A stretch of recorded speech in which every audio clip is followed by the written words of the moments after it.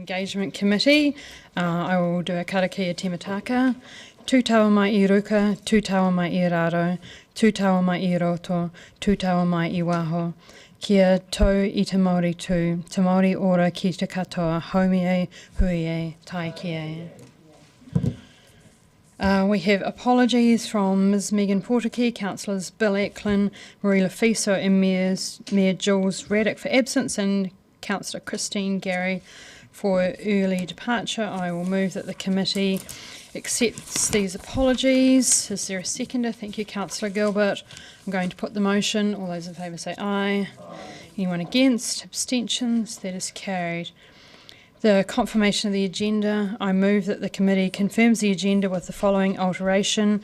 The item 11, Sustainability Framework, City Portrait and United Nations Sustainability Development Goals Update Report be withdrawn. Is there a seconder? Thank you, Councillor Gilbert. I'm going to put the motion. Those in favour say aye. Anyone against? Abstentions? That is carried. Declarations of interest. Members are reminded of the need to stand aside from decision making when a conflict arose. Sorry. Abstention? Okay. Sorry. When a conflict arose between their role as an elected representative and any private or other external interests they might have. Are there any changes or updates? Therefore, I move that the committee notes the elected members' interest register and notes the proposed management plan. Is there a seconder? Thank you, Councillor Gilbert. I'm going to put the motion. All those in favour say aye. Against? Abstentions? That's carried. Confirmation of minutes. I'll hand that over to Councillor Gilbert as I wasn't here. Where am I going there? So I would like to move that the committee confirms the minutes of the Strategy Planning Engagement Committee meeting held on the 13th of February 2024 as a correct record. Thank you, Councillor Walker. All those in favour? Those against? Any abstentions? Carried.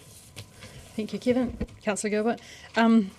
Right, we shall move to the forward work programme. And Ms Moran will speak to the report. If anybody has any questions, there are also staff here. Does anyone have any questions? So this is the forward. I just have one question on the residents' opinions survey results. We just have one report in October when we have quarterly updates. Will the quarterly updates be part of the activity report or will they be a separate report? It will be a separate report. Okay, so if it could be just fill in the blue, thank you very much. Sorry, Chair, Councillor Lucas, you have a question? Thank you. On page 22, in relation to the Climate Adaptation Plan, and it referenced that the progress to date will be included in the FDS, and I'm just wondering, as we've already approved the FDS, how that then is going to be integrated into the FDS. I was thinking of the timing of that. So have you got a question?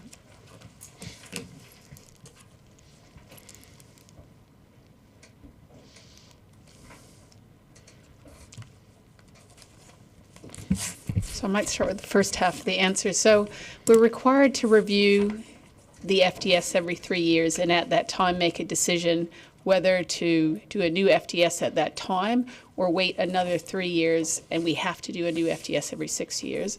So the intent is that the timing of that, we would look at the work around South Dunedin futures and climate adaptation more generally to look at whether then it's a point in time where we may want to integrate some of that work and do that every 3 years.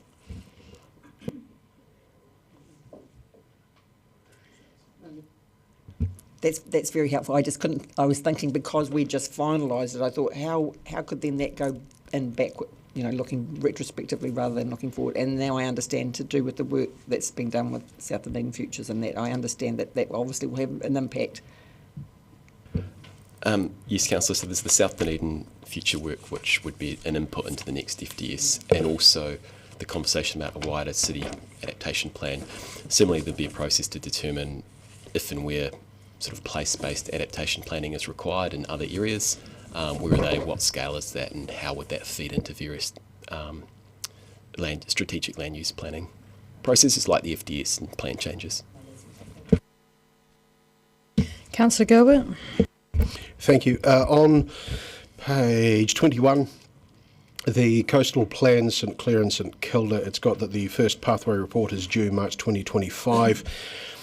Given that the plan was adopted by Council on the 22nd of February 2022, for the first pathway report not to be due until more than 3 years after the fact, I'm just wondering whether we have to use a almost exactly appropriate reference, a line in the sand as to when something's actually going to be done to protect the coast, those that live by it and are protected by it. Thank you, Councillor. So we're in phase one, and phase one is gathering a whole lot of data and modelling future erosion patterns. So what we will do is look at those, analyse that data, look at the status quo and to establish a baseline. So what does it mean for future? What is the future erosion, modelled erosion?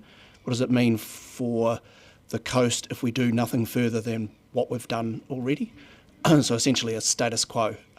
Phase two, which comes after that, obviously, looks at all of the options that are outlined in the coastal plan and tests those against the modelled erosion. And it also tests them against each other. So groins, for example, are in that.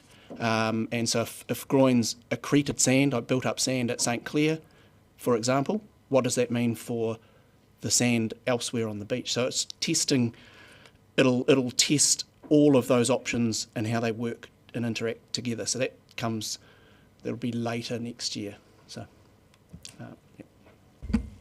It's good to know that we don't apply a quantum approach to our planning, but in terms of the actual date when something's, going to get done, do we have a deadline, I guess, by which stage we should be having spades in the sand?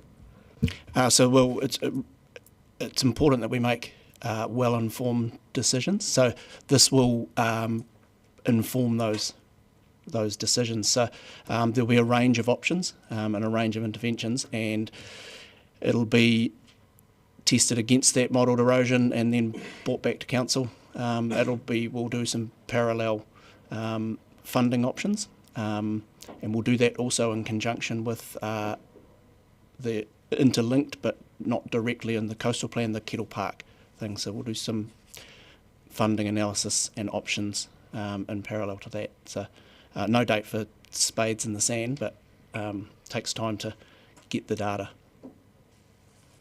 Thank you. And along a fairly similar vein, I guess, would be on page 22, the climate adaptation program. It says there that work is, quote, progressing with a view to integrate planning into the LTP. Can I get a little bit of clarity, please, on what progress is being made? And again, much the same sort of question, do we have a time frame, a deadline by which the stage will be able? Thanks, Councillor. So the work on the citywide adaptation plan, there's going to be sort of three, I guess, key next steps. One is a bit of an environmental scan around what adaptation activity or action is currently occurring across both DCC and ORC, because there's a lot of work that's part of our day-to-day business, natural hazard work, general planning, land use planning, that incorporates that. So it's getting a clearer snapshot of that. There's a piece around looking at the forward plan for the future development strategy over kind of the next 3, 6, 9 year cycles, and understanding where would that work potentially kind of slot in as those cycles and inform that. And then there's the piece that will look at the actual adaptation planning. So some sort of framework that determines a hierarchy of, we're doing South Dunedin at the moment because we know it's particularly acute. What are the other areas that are particularly high risk? How do we balance that across available resources? Doing the science and investigation that's needed first, the community engagement, then coming up with the planning, and then kind of weaving all of that together. So we are looking to scope all of that over the next 6 months with a view to being able to come back to council and say this is what that looks like. These are the costs that we think are probably associated with that. These are or some options for doing that. Some of it will be able to be absorbed internally, and other work we might need to propose additional funding for. So that's kind of the work we're doing over the next 6 months. Thank you. I have 3 more questioners. Councillor Mayhem, Mr Ellison and Councillor O'Malley. Councillor Mayhem. Thank you, Madam Chair. I guess this quick one is for you, Mr Rhodes. Sorry. So you say in the next 6 months you're going to look at other areas that are at risk. Is that all of our coastal communities, particularly the low-lying places? So that's going to be part of that work. So there is some work that's has recently been completed looking at a coastal hazards screening that obviously does include some smaller coastal communities, but that would be what we would look to do. So that's sort of inland areas, Mosgiel-Taieri, smaller coastal settlements, different parts of urban Dunedin, and get a kind of fuller picture of what's that hazardscape look like, where are the kind of key pressures, so that we could take probably a risk-based approach, start with the higher risk ones first and then kind of work our way through that. Actually, Mr Royal, sorry, you're going to finish that question. I was just going to jump in because back last year we moved that there would be a climate adaptation plan, and then we had a report come in, I think it was December, that there was another report going to come back for the 9-year plan on options for the climate adaptation plan. So I'm just wondering, is there an opportunity to bring a full report about the climate adaptation plan? I'm going to note it as items for the chair because there's obviously been a few questions about it. So is that something that's planned? We don't have any blue, I guess, any times for some work to come back to council. Yes, that's the intent. We don't yet have the detail. We've got a staff planning meeting tomorrow with DCC and ORC staff who'll sort of play a key role in this.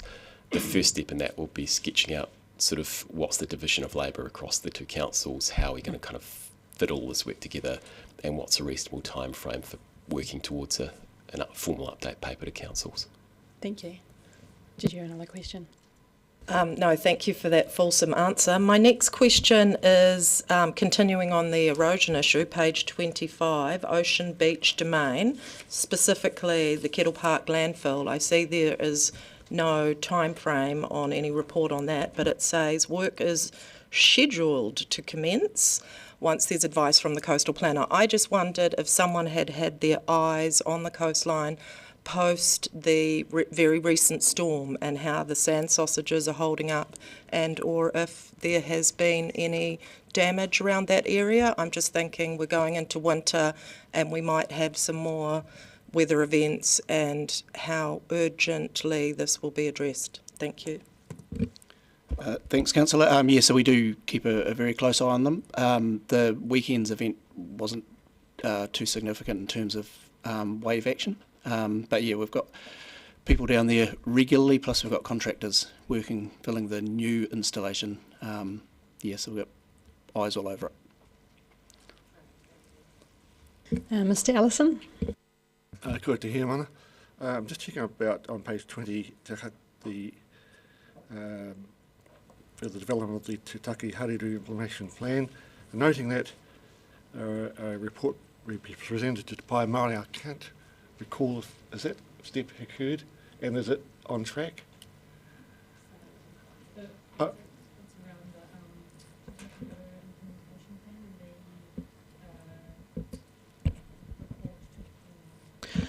It is on track, but we've unfortunately had a couple of postponements for Te Pai Māori, but there is a workshop coming up with councillors, similar to the workshop that has been held with Mana Whenua, and it will be presented at the next scheduled Te Pai Māori.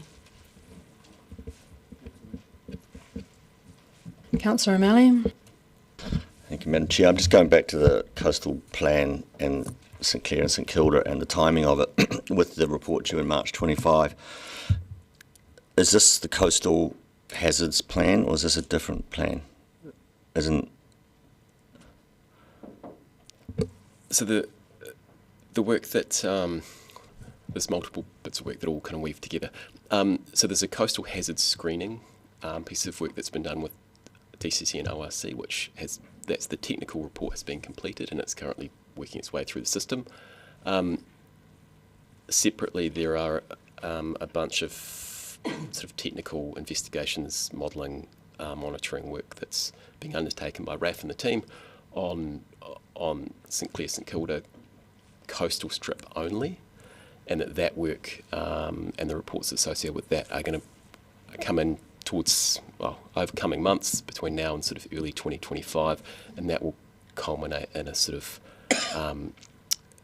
a report in early 2025 around the options for the coast. So in essence, if you look at a South Dunedin comparison, in December last year we came out with generic options. Later this year we're going to come back to the council with some specific place-based options. The same thing with the coastal plan. So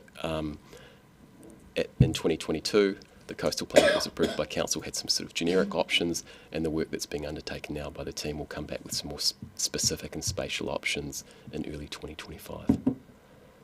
Thanks, because I can't. I was just going back to Big Tin Can to find out what meeting it was in the forward work program of when it was originally that coastal hazards report was going to come in September of 25, which I pointed out was the end of the triennium.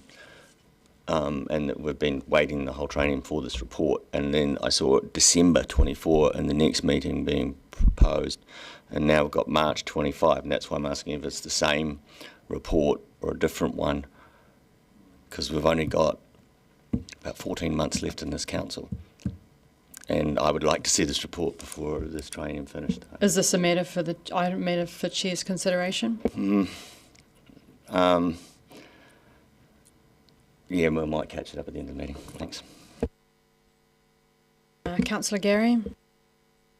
Yes, on page 25, the two management plans with regards to the Otago harbour, the boat harbour and the Otago Harbour Reserve. I just wanted a bit of an update on how the initial consultation went prior to putting together the draft consultation document.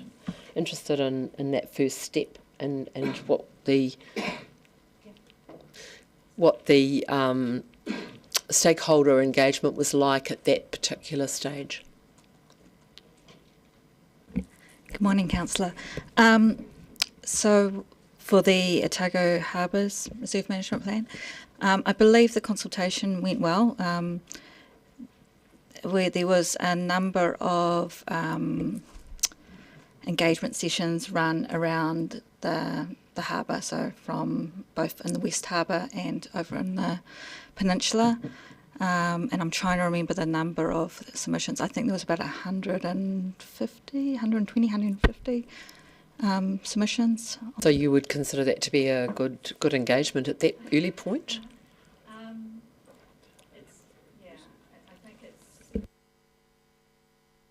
Sorry.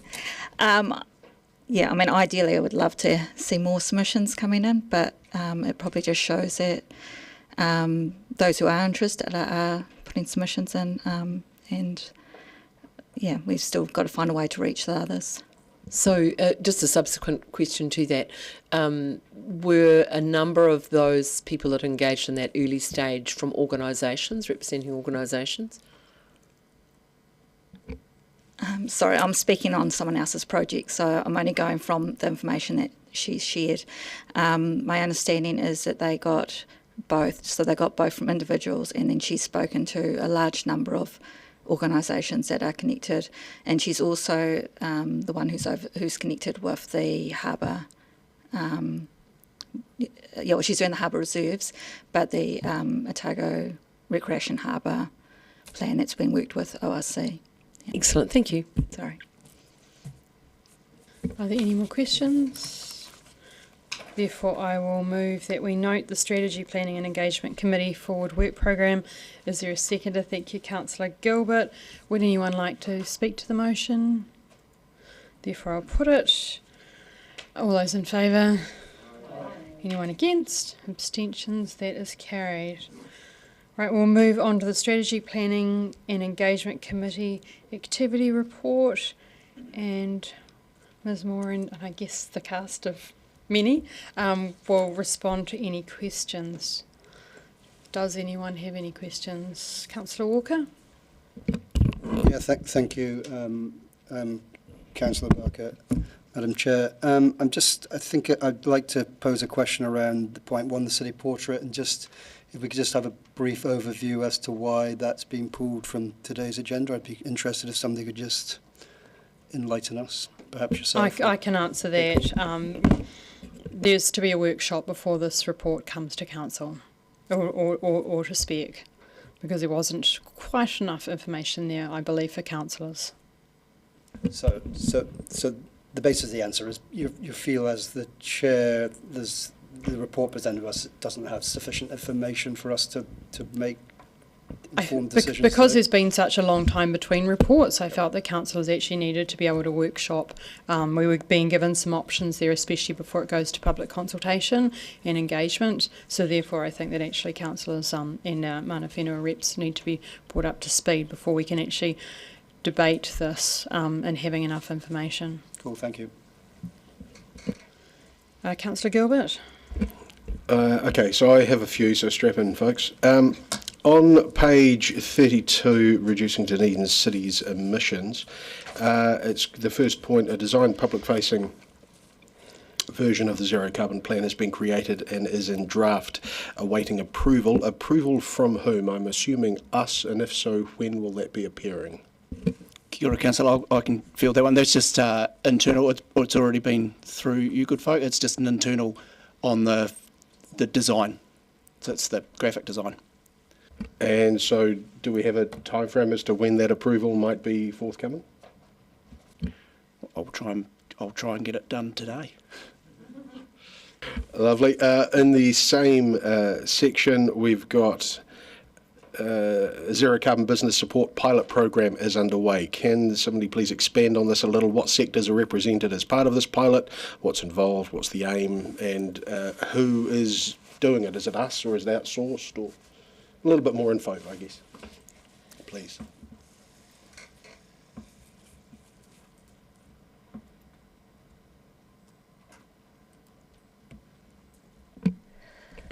So we've got around, I think, 12 different businesses. We've aimed to get different sort of industries represented. It's one of the actions in the Zero Carbon Plan to pilot a program that will support particularly smaller sized businesses to sort of understand their emissions and opportunities that they might have in that space. In terms of who's doing it, we are working with an external provider on that. Because my next question is on the next point down, which was to work to establish a car share in Dunedin, being underway alongside a car share provider. My memory is that we had this presented to us about a year ago, thereabouts. And I'm just wondering what progress has been made since we last heard about this.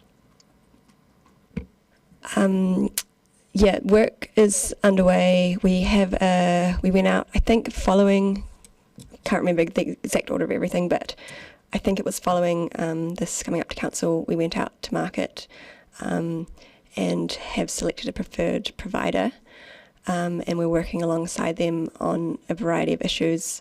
There's a number of sort of technical things that need to be worked through. We're working alongside different partners as well who might also be interested in getting a car share for their fleet. And yeah, it's an ongoing piece of work. This is going to be my mantra for the day. Any idea as to when we might see the cars, if you like, on the road? That's a tricky question to answer. We're doing as much work as we can in this space, but yeah, there are a number of sort of regulatory and technical things that need to be worked through before we can get the cars on the road. But we would obviously love to have them as soon as possible as well. Along a very similar vein, and as I say, this will be my mantra for the day, the next point down, work to establish a baseline footprint for cruise emissions is underway, and I accept that it is a hefty piece of work, but I also feel that it is one of those items that could expand to fill its environment. So I'm wondering, again, do we have a deadline as to when we expect that to happen? Otherwise, it could just be an ever-evolving. Yes, that one I think we've possibly even got the draft report now, and we're expecting to have it finalised by the end of the month. And my last question, at least for now, is on page 33, work being underway to consider how zero carbon policy can be built into ongoing organisational development. No prizes for guessing what my question is. Is there a deadline for that? That's definitely there won't ever be, we've done it and we've completed it. It's going to be a continuing, ongoing piece of work. There's work underway in the organisational development space that spans several years. So we're just looking at building into that where we can, but also, continuing to improve in other areas in the meantime as well. So do we have a way of tracking how we're going? The things that are being implemented, the way it's being built into the organisational development? Do we have a way of kind of the baseline of we are here with nothing, and to see, because it's always nice to be able to know, you could, what is it? It's human nature to see that which is yet to be achieved and what's already been done. So it'd be good to be able to see what we've actually achieved. Do we have a way of tracking that?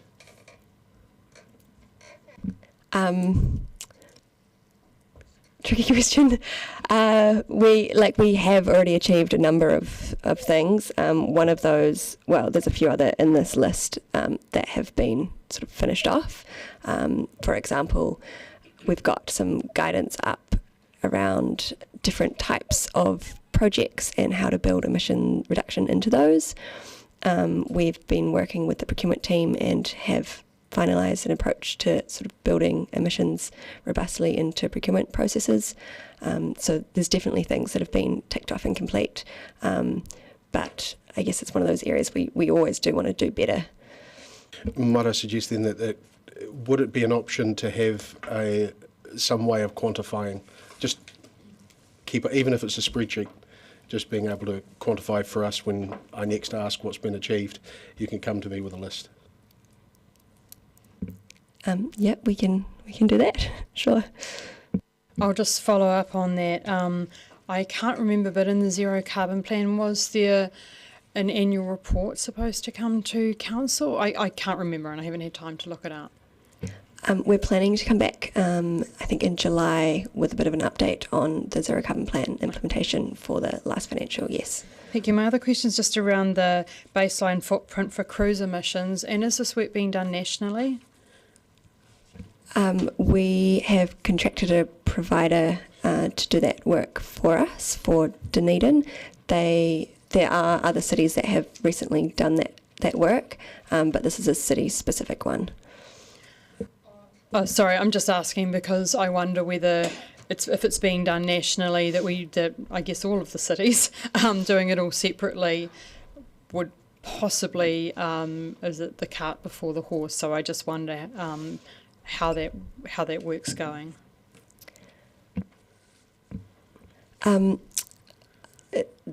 Councillors saw, I think it was fairly recently, a submission to the Climate Change Commission on a number of areas, and one of the things that they were looking at is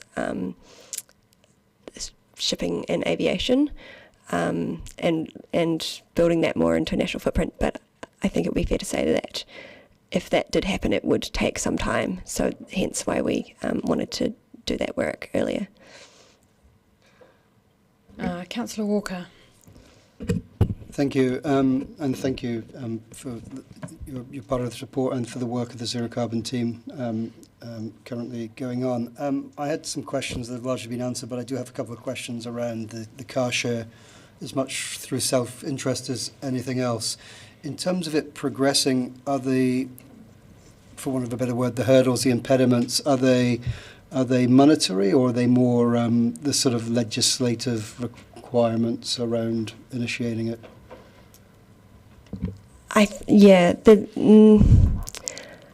Not so much monetary. There could be some need for some funding to get, for example, EV charging infrastructure, but I think the bigger questions are sort of in that technical space. And I'm sure you've looked at examples elsewhere. So is there an expectation for a company coming in here that there would be a little bit of onus on the receiving town or city to provide some of the base infrastructure? Yes, it's a mixture, yes. And final question, and you might not know the answer. Again, assuming you've looked at other places in New Zealand, are the schemes that are currently initiated elsewhere, are they working? Are they sustainable? Do you know? My understanding is that they are working well, and having travelled and used those in other cities, I found them to be useful. I don't know about the financial sustainability of them, however. Mr Ellison, then Councillors Houlihan and Gary. Mr Ellison. Kia ora anō. Just to page 32, just a question about tū kotahi. Is it thought that there is enough, that staff engagement has been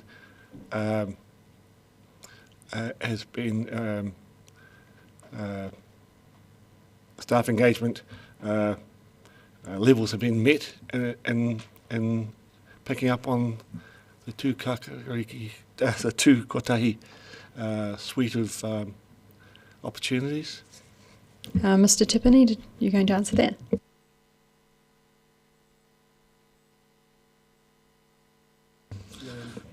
Kia ora matua. Yeah, this is the first year that we're operationalised tū kotahi. So we have three major programs. That's with whakaoho, which is a foundational program. We have about 70 people working in that space. The kaiawhina program and the workshops. So we use a semester type system. We're coming to the end of that where we're going into evaluation and review. But at this stage, really happy with the engagement and the numbers of the engagement. That's really good to hear. You've got to start somewhere, haven't you? So it'd be good to see how that evaluation goes. Ka pai. Thank you. Councillor Houlihan. Thank you. I had a couple of questions around the car share as well, but I don't know whether... Oh, there. Sorry. I just wondered... I'll wait for you to... as part of that, are we stipulating that the cars need to be electric?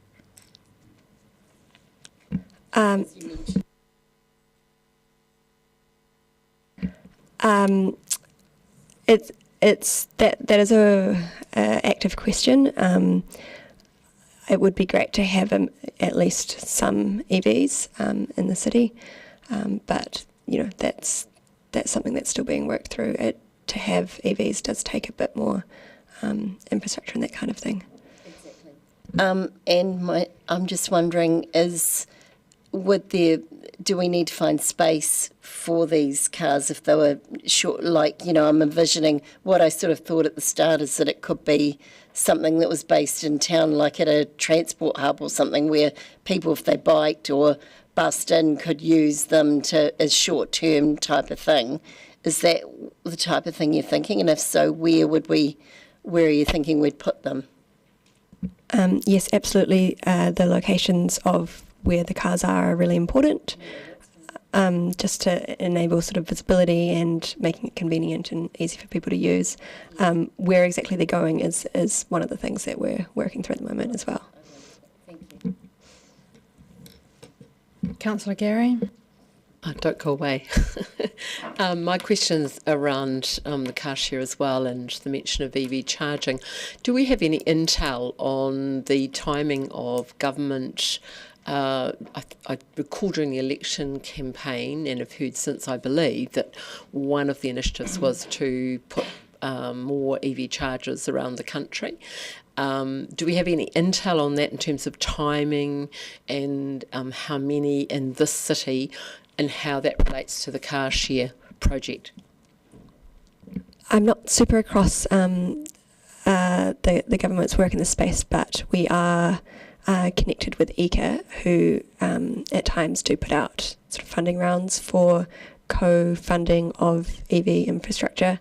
Often it has specific targets like types of locations or types of businesses or types of charges even. So there has been at least one round that I'm aware of since the government's come in, and I wouldn't be surprised if there were more rounds, but we don't know that for certain, and we're connected with ECA on that.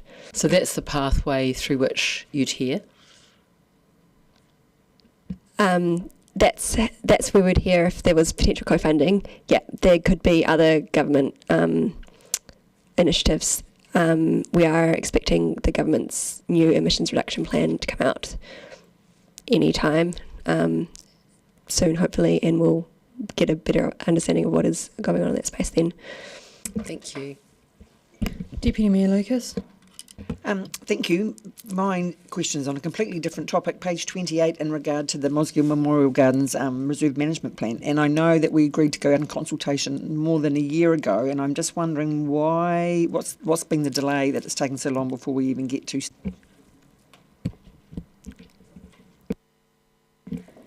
Marina, so I can answer that question quite well, actually. So Mosgiel Memorial, we've called it the Mosgiel Recreation Area Reserve Management Plan. It's utilising the designation that covered the three reserves, Memorial Park, Memorial Gardens, Peter Johnston, and then we've added the Silver Stream Esplanade Reserve into that space. The reason it's taking a bit of time is because it's a new reserve management plan, so there's no existing plan. And what we've been trying to do with these reserve management plans is to make them a bit more readable in terms of information, so people can easily digest the information. So we've been trying to identify some background, some history around the three different reserves. And so that's where the time's been going, is doing that, and also working alongside with Okaha in terms of the Manawa Whenua narrative that goes alongside that. Thank you. Does anyone have any more questions? Therefore, I will move the resolution that the committee notes the update of activity, seconded by Councillor Gilbert. Would anybody like to speak to the motion? I guess as I moved it, I can speak. Thank you to all the staff for the reports, and thank you to all the staff for attending and answering the questions so well. I think we're all more enlightened than we were at the start of the meeting. These activity reports certainly show the wide range of staff, of projects, and it's great to see where the projects are at and help keep our community and ourselves informed about what's happening in our city and the good work that Council is doing. Therefore, I will put the motion. All those in favour say aye. Anyone against? Abstentions? That is carried. Now we shall move to the proposed governance approach to strategies, plans and programs of work. We've got Ms Moran and Ms Huako to speak to this report.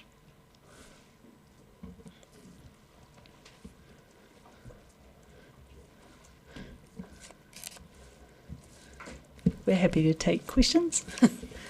Now, does anyone have questions?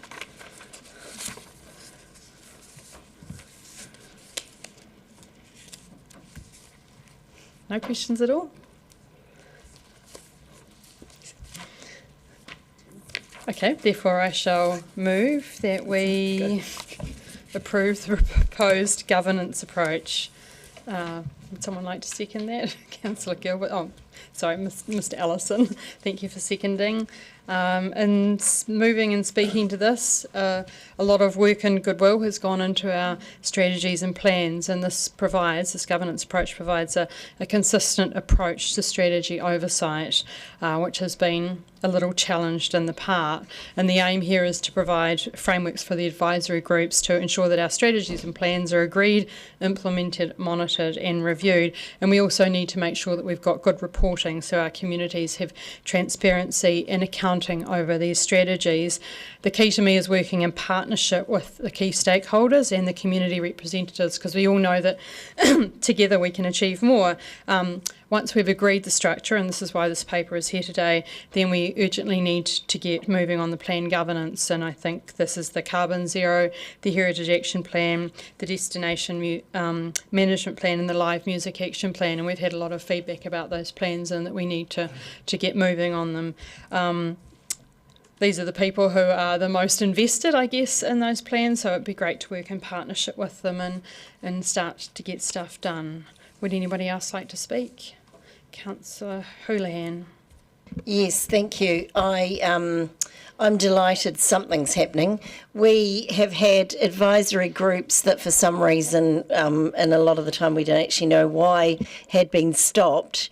Particularly my concern is around the Creative Dunedin Partnerships, which is the Aratoi strategy, in the process of this, because this advisory group has been brought about by councillors, myself and Councillor Barker particularly, for both of us asking for something to be done because the advisory groups weren't operating.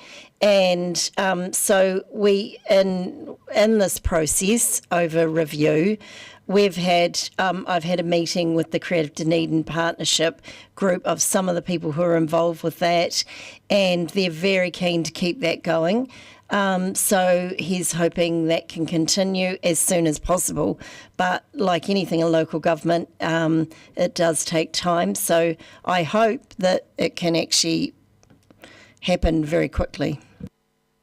Councillor Benson-Pope. Thank you. It's easy in organisations like this to fall into the trap of thinking that setting up an advisory group or a committee or a subcommittee actually achieves something.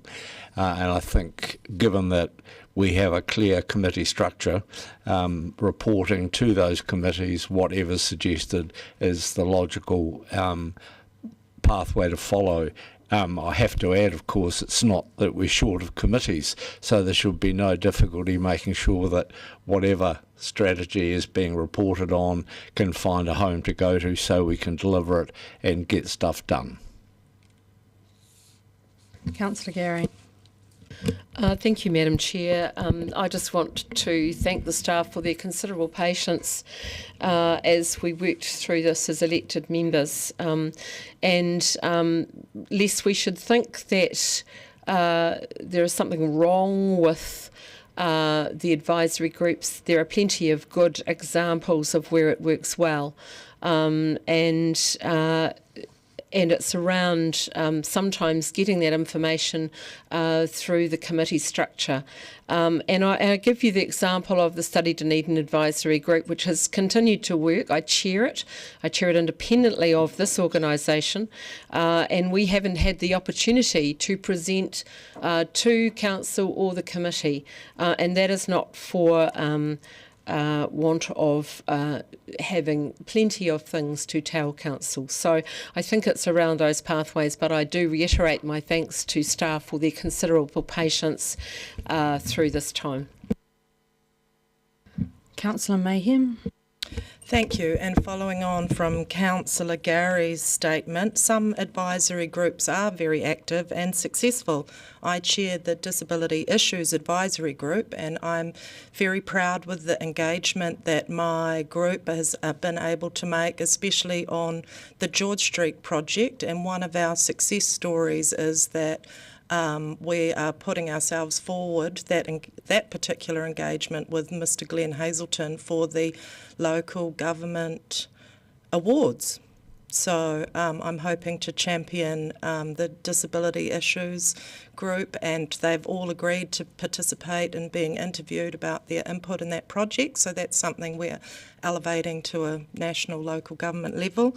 Also the Councillor Lefiso chairs the Social Wellbeing Advisory Group, and I feel that we have tackled a lot of issues head-on, particularly safety around the bus hub that we tried to elevate numerous times before the recent tragedy. And it's just a shame that information from the advisory groups, particularly the social wellbeing one, wasn't brought back sooner or elevated higher to the attention of our governance group, that we might have done something more. So I guess I wonder how we report back to the table on what I think is fantastic mahi.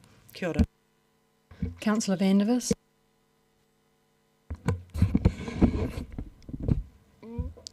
(28) says that if approved by the council, it is then recommended that it will be used for all future advisory panels, including. To me, this is a step too far.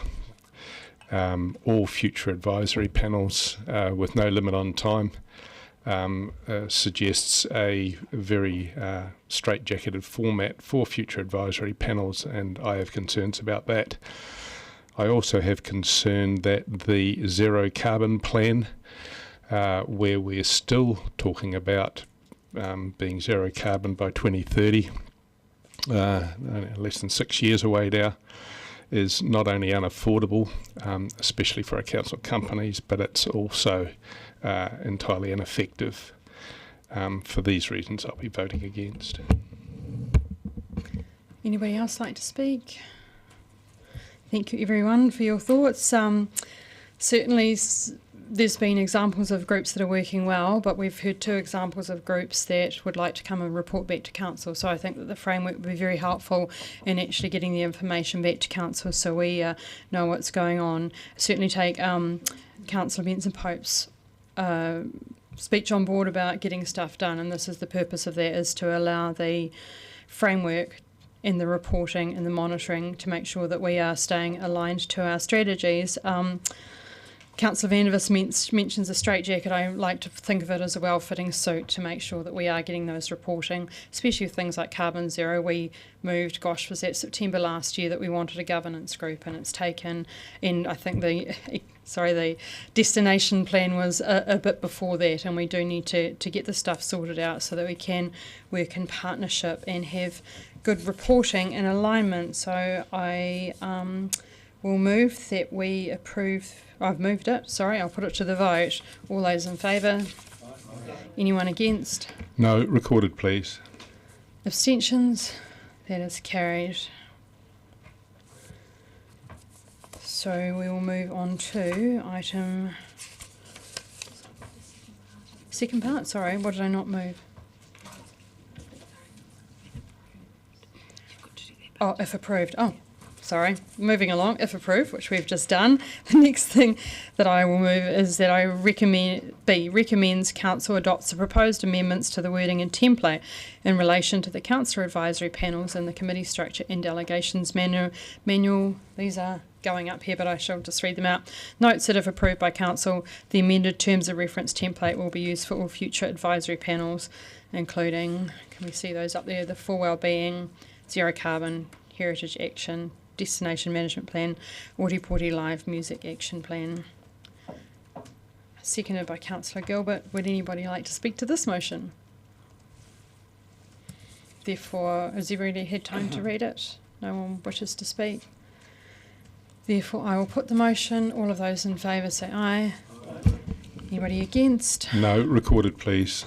That is carried. Now we shall move to item 10, the Strategic Refresh Advisory Panel. Yep, thank you. And Ms Moran and Ms Huako will answer any questions. Welcome. Thank you, Councillor, and again, happy to take questions. Has anyone got any questions?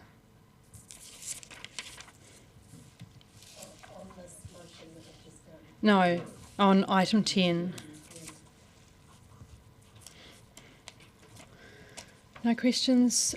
Councillor Lucas has said that she would like to move. Is there a seconder? Thank you. Would you like to speak to this? Yes, thank you. In moving that we note the quarterly update report, just I guess, I mean, and I won't reiterate what's in the report, is that this group meets, I guess, really just as a checkpoint touch in to make sure that these strategies are keeping to timeline, that the goal is that, of course, that the strategies are finished and adopted by council by the end of the year. So this group provides that opportunity to make sure that we keep to that timeline. And as noted in the previous report, that the 4 wellbeing groups have all met recently, just as a check-in based on the current strategies as a base for going forward. The intention is that the draft strategies will probably be workshopped with councillors before they go out to public consultation. And the goal was in September, but we believe that councillor input before that happens would be appropriate. But it's just, and we met again last week, just as I said, it's mainly just a touch in to make sure that we're keeping on track to the timelines and to and share any views or observations that each of the strategies are seen in their refresh. Thank you. Thank you, and I'll just speak on this as well, because one of the reasons that I stood for council was that I was challenged by some of our strategies and plans not getting executed, or not getting executed as well as they could. So I'm really glad that we are working hard and making progress on refreshing the strategies and the oversight. My point of view is as chair of Te Aotearoa, the environment strategy. It was a really useful exercise to go out and rebuild the partnerships, trust and confidence, as there'd been a long hiatus in meetings from the last triennium. I did catch up with all of the partners, and it was really great to hear that they thought that the strategies had good bones, that we just needed to look at how the landscape had changed. And one of the key things that came back was that we needed a long-term inspirational vision towards these. The thing not captured in the report is that, or the number one thing is that council allocate proper resourcing, money and staff to support the strategies. And I think that's sometimes where we fall down, as we love to write great plans and then have challenges over executing them. I look forward to this getting done by December. I think we've set ourselves a great timeline, and I think that we will all be working hard on the various strategies. Councillor Vandervis.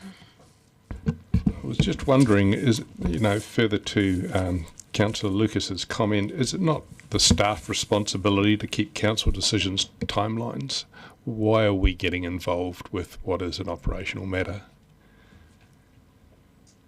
In answer to Councillor Vandervis, my understanding is that the councillors are chair of each of those wellbeing strategy groups, and so that's just the councillors, I guess, doing their role as the chair of those groups and making sure that those strategies are refreshed. But yes, it is the staff that is doing the work on the refresh, correct. Anyone else wish to speak? Deputy Mayor Lucas, your right of reply. No, thank you. Therefore, I shall put the motion. All those in favour say aye. Against? That is carried. Now, item 12, the District Plan Work Programme Update Report. Mr David Ward and Dr Anna Johnston will speak to this report.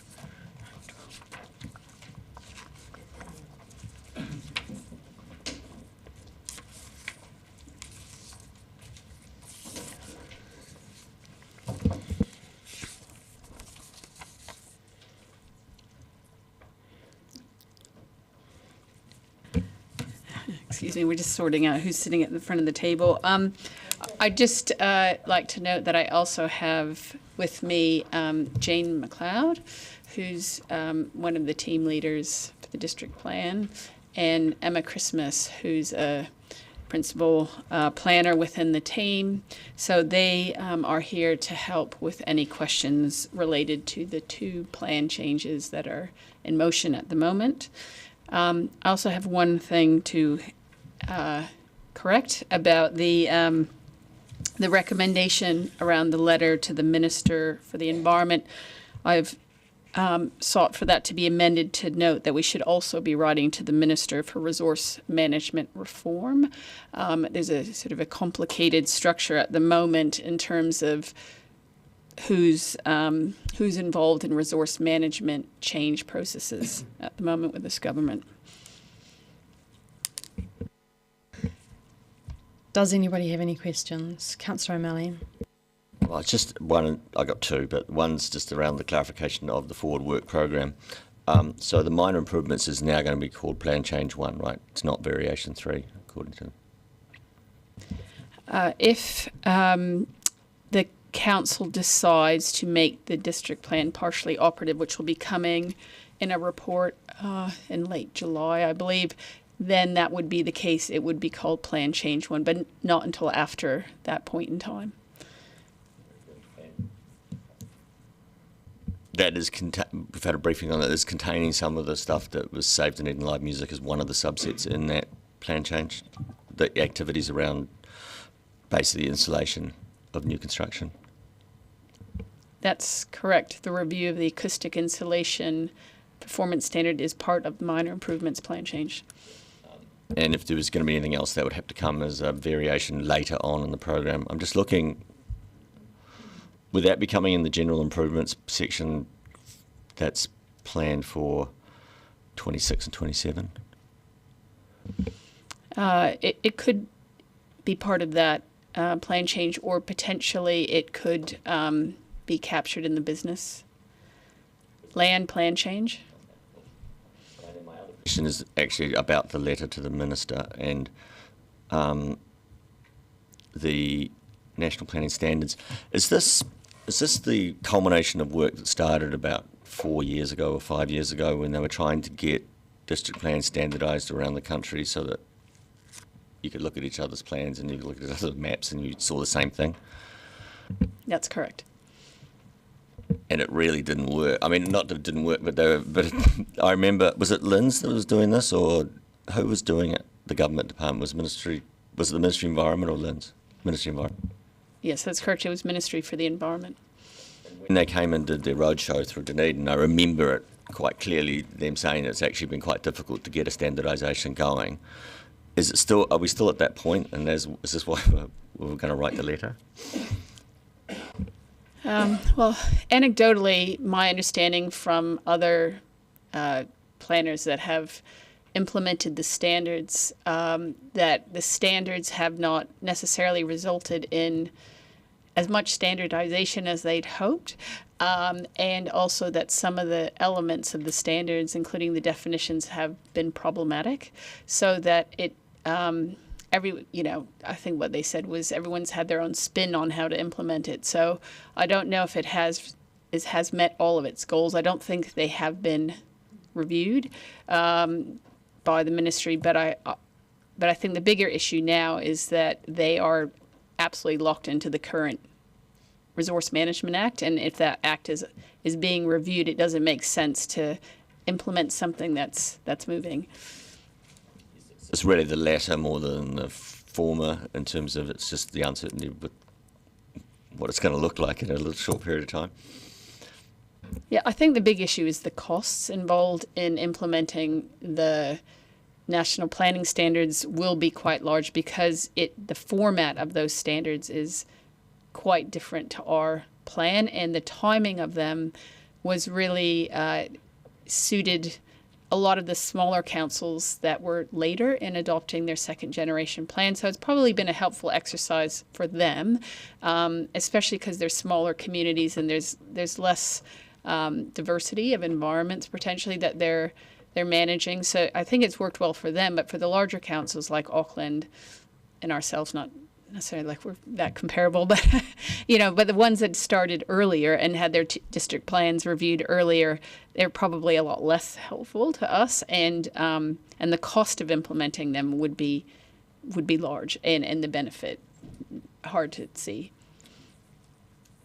They may not interface once you've done them with any legislation that comes later, so you'd be going through this exercise again later. Thank you. So I have a question on page 66, paragraph 17, just around the heritage and multi-unit development design plan change. And I'm just wondering, is this related also to work that's being done with the Heritage Action Plan? And then if you could just expand on some of the issues around heritage protection and the design of the multi-unit, I know we're not allowed to call them mud, residential developments. I'll just pass that question to Emma. Sorry, Councillor, I missed the back half of that question. But in terms of the relationship with the Heritage Advisory Group, so yes, so the implementation plan for that is work underway, and you'll hear about that in the next agenda item, I believe. But this plan change will pick up on anything that's relevant from that work and carry it through where rule changes are needed to the 2GP.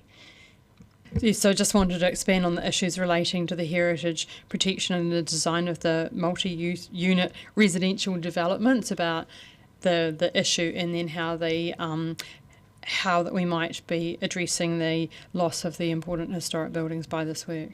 Okay, so two separate issues are being addressed by this plan change. One is the loss of heritage buildings. So those issues have arisen really from public feedback on loss of some of those buildings as a result of intensification in the city. So we'll be looking at options to change the rules, amend the rules to provide better protection for some of those buildings. The standard method of protection is to schedule heritage buildings, but that's a long process. It requires a plan change.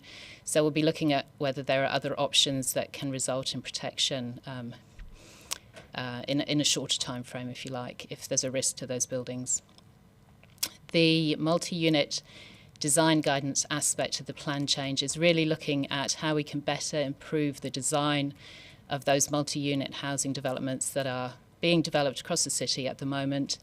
We have some very basic design guidance in the plan. It's not working very effectively. We're getting public feedback on those developments that are occurring. So it's really looking at developing a better guidance suite and any changes to the rules associated with that are needed to support that guidance. So the two are related and will go hand in hand, but two slightly separate issues. Councillor O'Malley has indicated that he would like to move this. I'll move it, thank you. Seconder.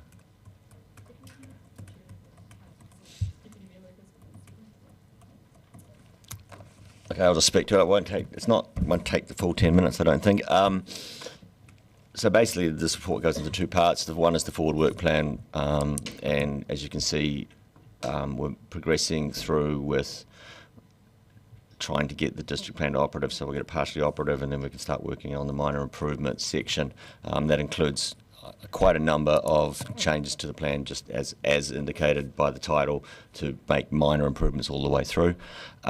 I think the letter to the Minister of Environment, though, I think is particularly important. I remember this activity starting, and it would have started around about 21 or 20.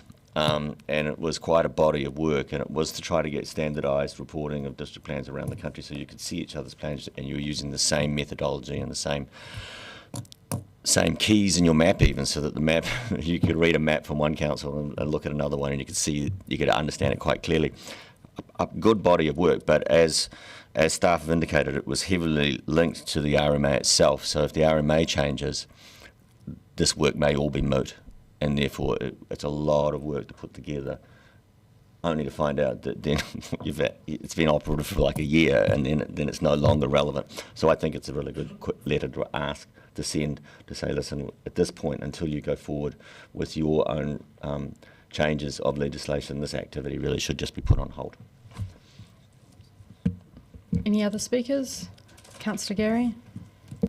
Thank you, Madam Chair. I just want to comment on the last comment that Ms Christmas made, which was around the multi-unit designs, and I just note that addresses some of the submissions or comments we had in the annual plan submissions, and so I welcome that. May not cover everything requested by them, but it certainly addresses that important design issue in retaining amenity in our communities. Councillor Vandevers?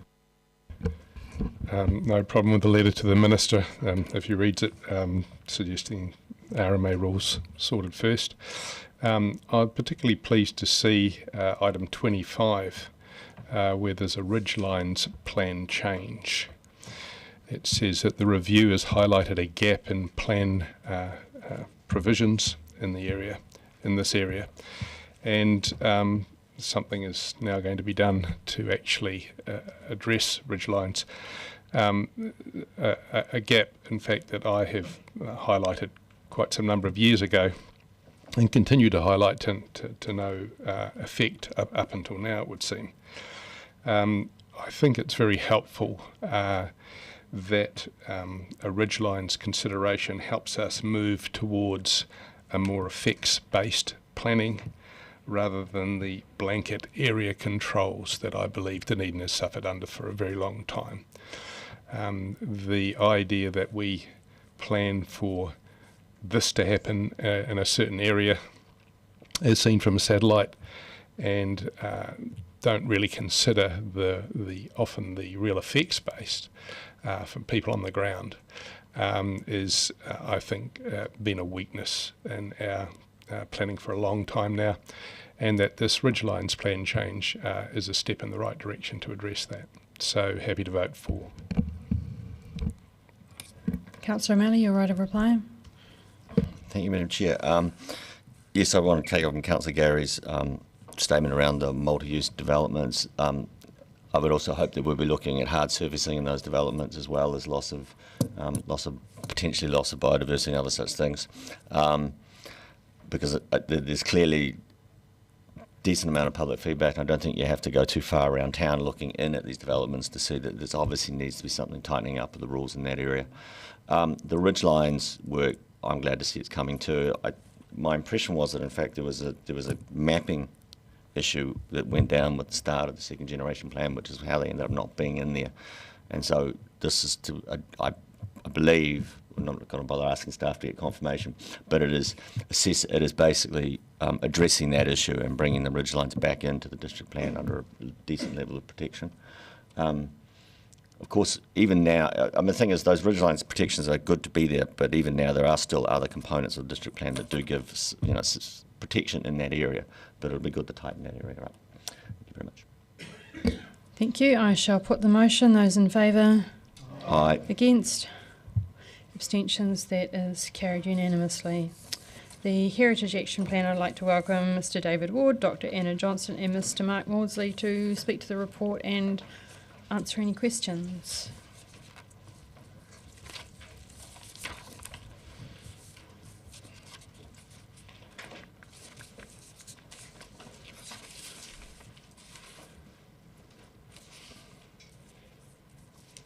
I'll start with questions then. I just wondered, I'm on page 76 on paragraph 15, just talking about the seismic strengthening requires resource consent and does not currently qualify for a fee waiver. So is this report suggesting that we could waive some fees to help heritage buildings be strengthened? So the report is suggesting that we review the fees and charges schedule alongside our resource consents colleagues, looking particularly at the schedule of consent types that that qualify for free consents, but also the charging regime more widely. And my next question is just on, in the previous report there was mention of that scheduling is a long process, and I think part of what we're looking at for protecting heritage buildings is the scheduling. Could you expand on how long scheduling might take and the work involved? Certainly. So for scheduling of a heritage building, there needs to be an assessment under the criteria of the district plan, and once that work's completed, it can be taken into a district plan variation or plan change and put forward as a nomination, and then the public process occurs from there in terms of giving building owners a chance to submit on that. So can anyone, any member of the public request that a building is scheduled? Yes, people can request the building is assessed for scheduling, and then we need to take an assessment to determine if it does meet the criteria. So there's also character contributing buildings, so it will be useful, I guess, for councillors to understand how character contributing buildings get put on the list as well, or whatever list they're on.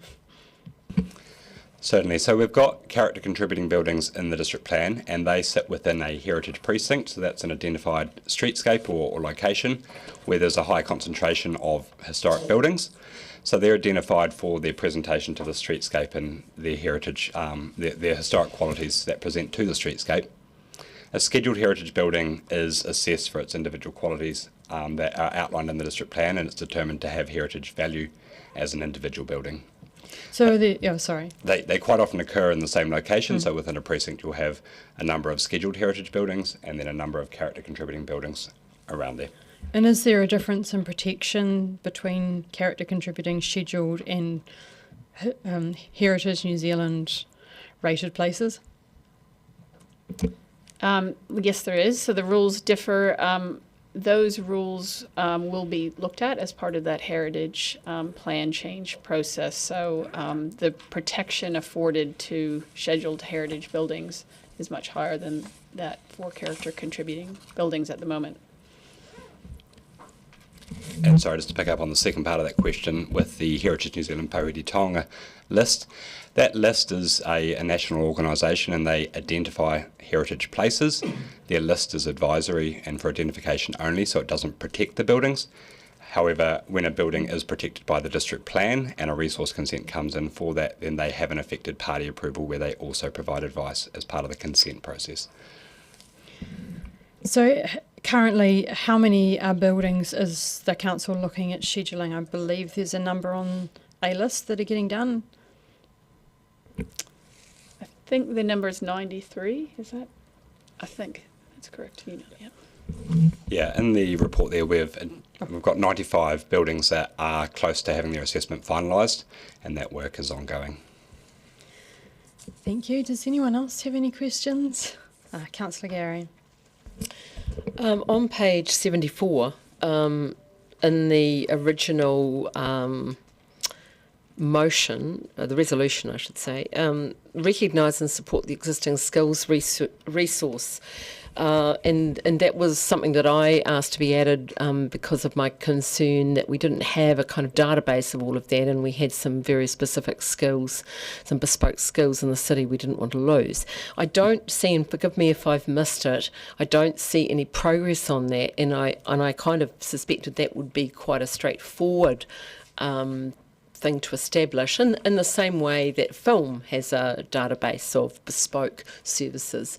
Can you give me an update on where that is and how come we haven't done that as part of the progress to date? Because to me it seemed like low-hanging fruit. Certainly, Councillor. So in the motion there, it's talking about the implementation plan, which is work that is ongoing, and that is one of the actions within the implementation plan. So we will incorporate that within the completion of the implementation plan.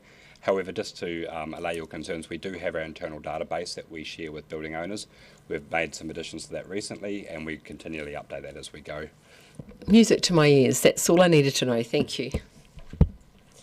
Would you mind just talking a little bit more about the fees and charges? There's quite a lot of different fees and charges and consents in here.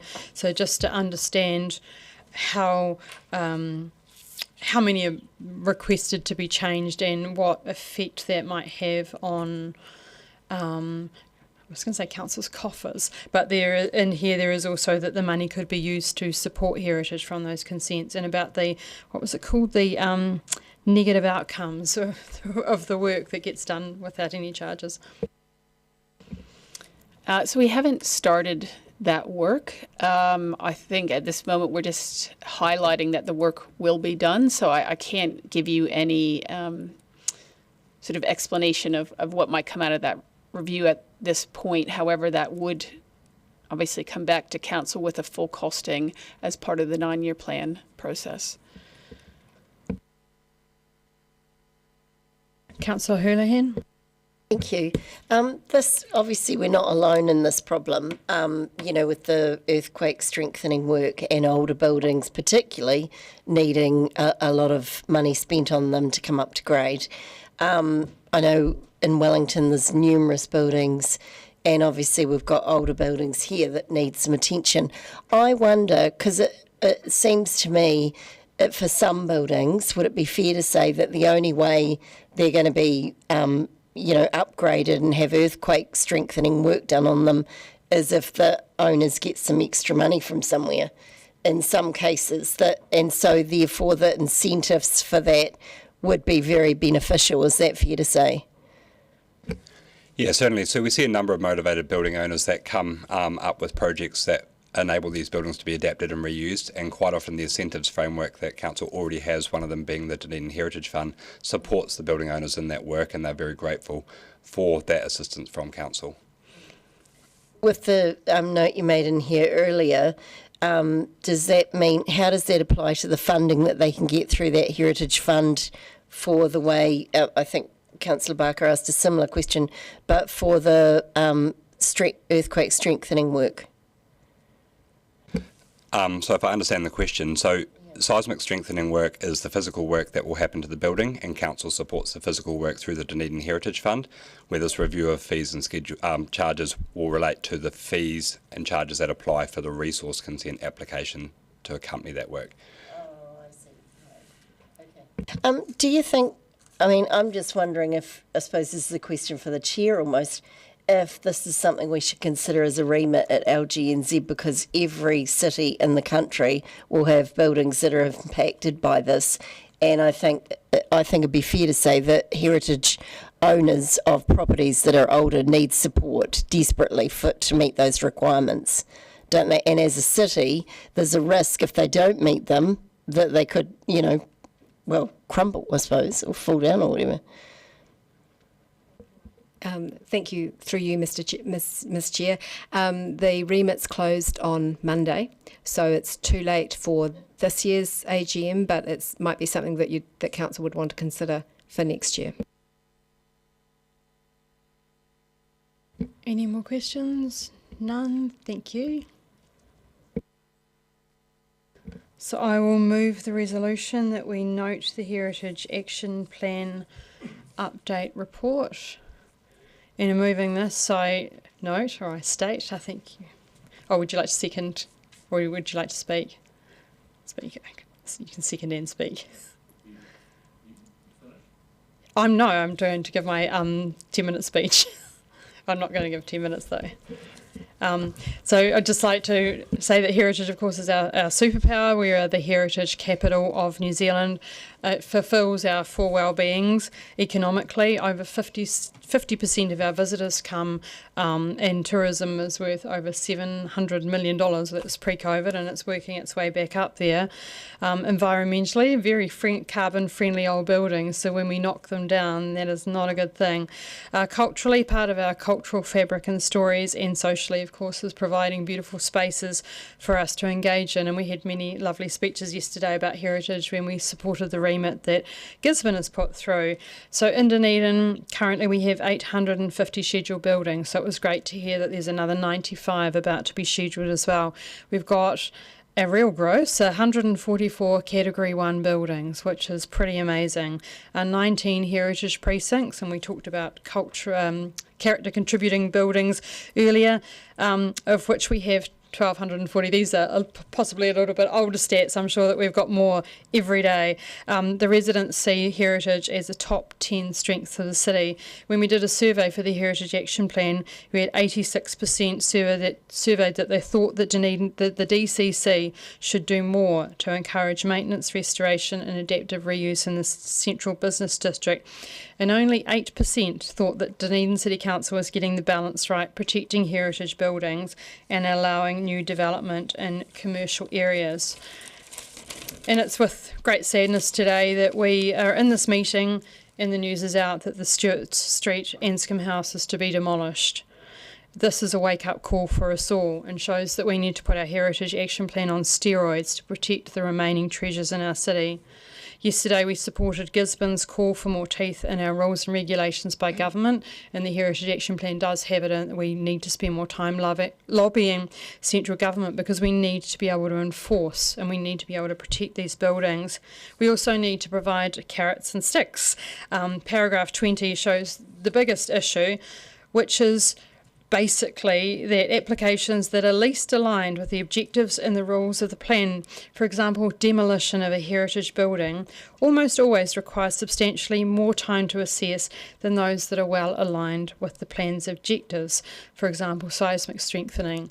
So that is a terrible thing. basically that our staff are spending more time on working on demolition of buildings than enough time on making sure that we're protecting our buildings. So it's really important that we look at the fees, the charges and the waivers to manage these outcomes and to support the heritage work. And I also like that perhaps there's some more income to go towards that heritage work. We've heard how long it takes to schedule buildings and how much staff time it takes up. We've also got the Heritage Fund, which supports a whole lot of buildings and some of that good work as well. So I look forward to the report about the review of the resource consent fees and staff charges, and I hope that will work towards some of the, I think we've got 35 actions in the implementation plan. Councillor Benson-Pope, would you like to speak? Thank you. I've got two comments really. The first one relates to the broader issue that you just referred to in respect of the awareness or not of the community of what the city does in this area.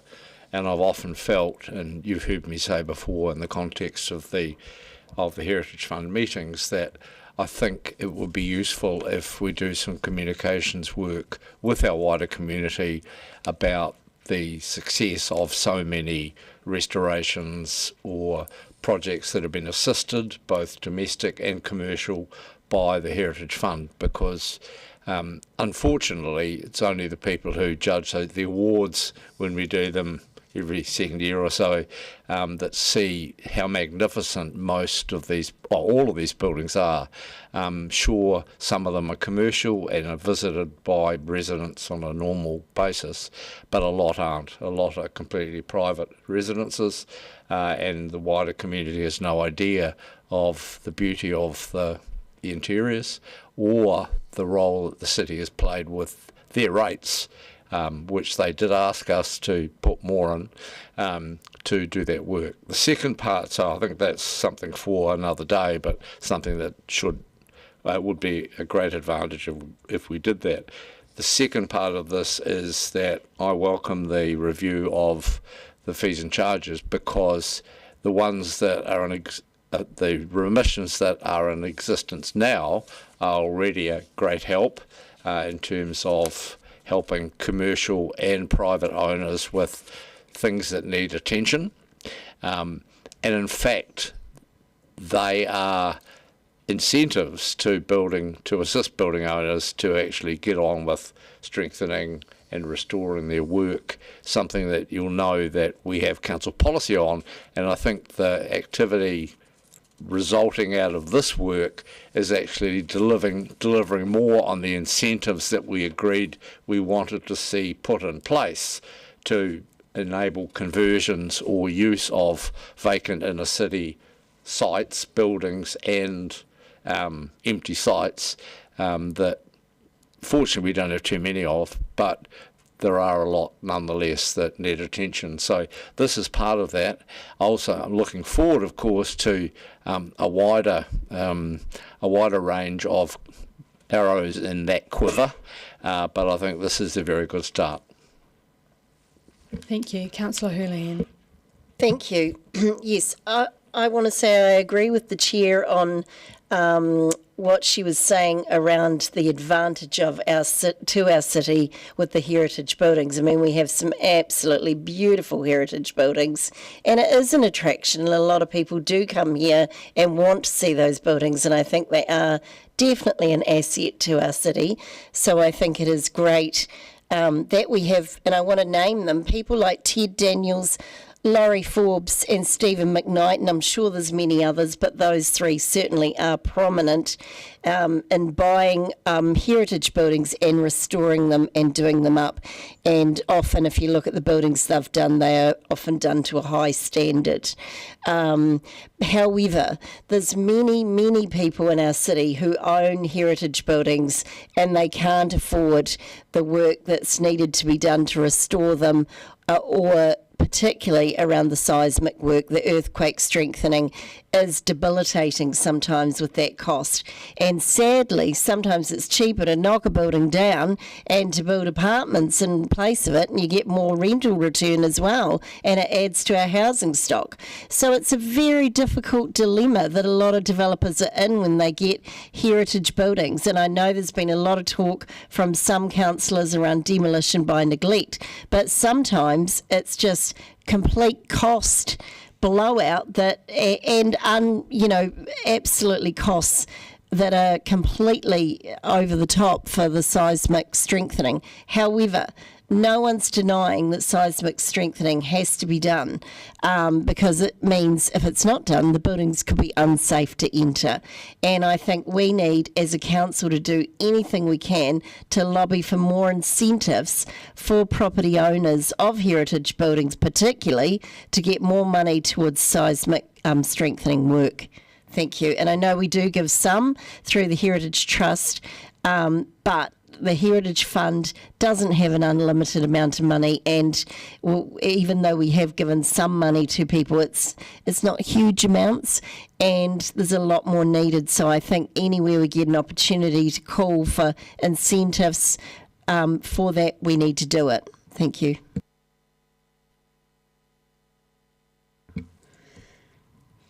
Thank you, everyone. I agree with Councillor Benson-Pope that it will be useful to do some comms on the Heritage Fund. Was it last week we did the Heritage Fund? And we had the most applications ever, and there's some really amazing buildings that the council is supporting, and part of that is that we do hope that people open their buildings to council, and also that they work to get them scheduled or covenanted or more protected as well. So we are very, very focused on that. And I also take on board putting more arrows in the quiver. I think I said carrots and sticks, but arrows in the quiver is a little bit more elegant, to try and have incentives for people to look after their buildings. Councillor Houlihan brought up around the people that do buy the buildings, the caveat emptor, I guess. My family are famous for buying a doer-upper. And I say caveat emptor, it's a lifelong passion. And I think that many of these people in our city who, like Ted Daniels, who have passion for the heritage of our city are heritage heroes, and we absolutely salute the work that they do. With saying that, I would also like to put a plug in for the Heritage Festival, and where I hope many of these buildings will be open and people will talk about the work with their heritage buildings, earthquake strengthening, etc. And I think the Heritage Festival is a bit later in the year, so we'll just pop a plug in for that. Having said that, I will put the motion. All those in favour? Anyone against? Abstention? That is carried. Now, items for consideration by the Chair. Has anybody got any items for consideration? Councillor O'Malley. Madam Chair, it is related to, I found the committee where the coastal management options were infrastructure committee, but I do note that on the April 23rd infrastructure meeting, it was called the coastal management options, and it promised an update of December of this year, with the final report in August of next year. And then in the infrastructure meeting yesterday, again, it was still referred to the coastal management officers, but it'd be said to be presented at today's meeting. And here, at today's meeting, it's called Coastal Plan St Clair and St Kilda. And I'm very worried about that, because being up on the Waikouaiti coast and knowing what's happening in Kaitani Harbour, we are waiting on this plan to deal with coastal erosion that's running the full length of the coast. And there are communities that are requesting activity to occur now and are being told that it is not until this plan is delivered. At another meeting, which I'll go back and find, it was either a council or an infrastructure meeting 6 months ago, the delivery was not going to be till October of next year. And that's when I raised that's too far out really to be of any use to this council. So then it was an interim report for December of this year, and now it's back to a report for March of next year. So I'm really asking the Chair, can we get a clear timeline on when this report will come and when aspects of the coast, in addition to St Clair and St Kilda, will be reported on, so that we can begin activities that have been requested by their communities. Thank you. Councillor Vandervis. Ted Daniels has been mentioned, I think for very good reason, having done absolutely superb work on redeveloping. I'm thinking in particular of the Standards Building and Bracken Court. But I think something the Chair might want to consider is that there's a real impediment to doing up heritage buildings in New Zealand, and Dunedin in particular, and that's because of the onerous and often changing consent requirements. Mr. Daniels in particular and his wife Ita have told me that they will never do another development in Dunedin. A point of order. Yes.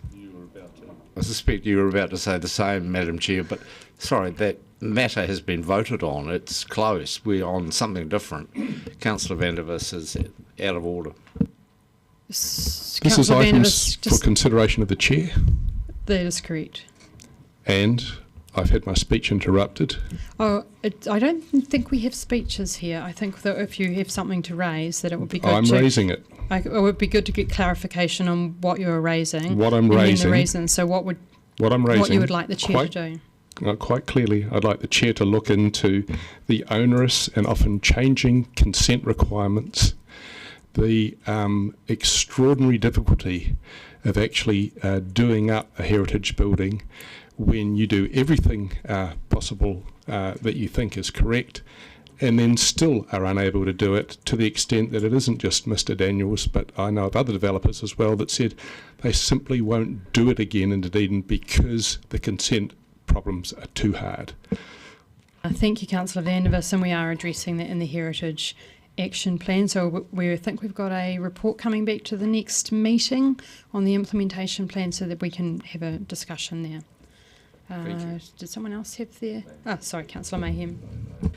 Yes, speaking to the item that Jim raised, I am wearing my West Harbour Community Board hat now, and on a regular basis it is raised with us the low-lying roads around Osborne Township and to Aramoana Township, that they often experience inundation, and that is a risk for those community members in a weather event, that they are technically trapped by the access to and from their settlements. So I too am wanting some urgent clarification around the plan for all of our low-lying coastal communities. Kia ora. Thank you. Anything else? Therefore, I will do the karakia whakamutunga. Unahia ki te uru tapanui, kia wātia, kia mama, te kāko, ki tinana, te wairua, I te ara takatu, koea rā I roko, whakaaeria, aki ki ruka, ki tina, huie, taike. And I declare the meeting closed at 11:45. Thank you, everyone.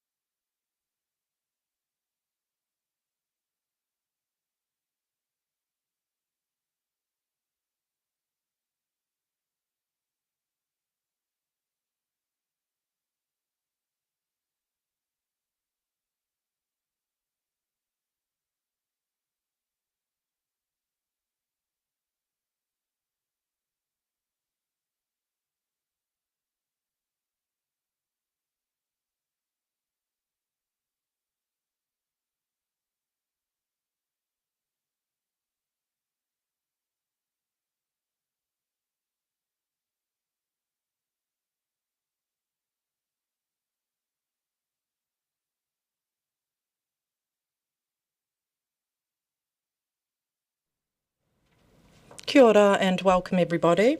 I'll just open today's meeting with a karakia. Nā mihi o te rā, ki te whānau, e hui hui nei. Kia tau te rangi Māori e, kia whakatapua tātou. Me ne mea. E whakapāno ana toto, haimi e, hui e, tai ki e. Kia ora. We have a public forum today and I'd like to welcome our public forum speakers, Karen Elliott and Ross Johnson from Stage South, who are going to present a summary of the progress to date on the purpose-built new Performing Arts Centre for Dunedin. The presentation will include some indicative concept drawings for your consideration. I believe these documents have been circulated. Thank you. The floor is yours. You have 5 minutes. If you just press the button in front of you when the speaker lights up red, your microphone, and you don't need to do anything when someone speaks or asks a question, the light will go off. When you speak again, just press the button. I'm sure someone will remind you if you forget, just so it picks up on the audio recording. Kia ora, thank you. Your 5 minutes begins. Thank you for having us. Now, we did have a button, but it's not working on the TV screen. So Ross is up there wonderfully with his red pointer that somebody's provided him with. So I'm just going to take you quickly through the plans so that you've got more of an idea if you haven't looked at them before. On the ground floor, the main entrance, which is number 1, incorporates an open space or marae ātia, at the entrance to the Black Box Theatre or whare haka. There's sheltered space 3 in front of the cafe bar, which has a commercial kitchen for providing appropriate hospitality. Number 7, the rehearsal room is the same size as the main stage, opens to a sheltered exterior space, can also be used for all kinds of functions. 8, the main foyer is spacious and, like most, almost the entire centre, multifunctional. It's a generous light-filled space and can be easily used, like the mezzanine and gallery upstairs, for visual art exhibitions. 9, there is a dedicated box office with locker space for ushers. 12, the Black Box whare haka has an operable glass wall, number 13, which folds up vertically or horizontally to open directly to the marae ātia.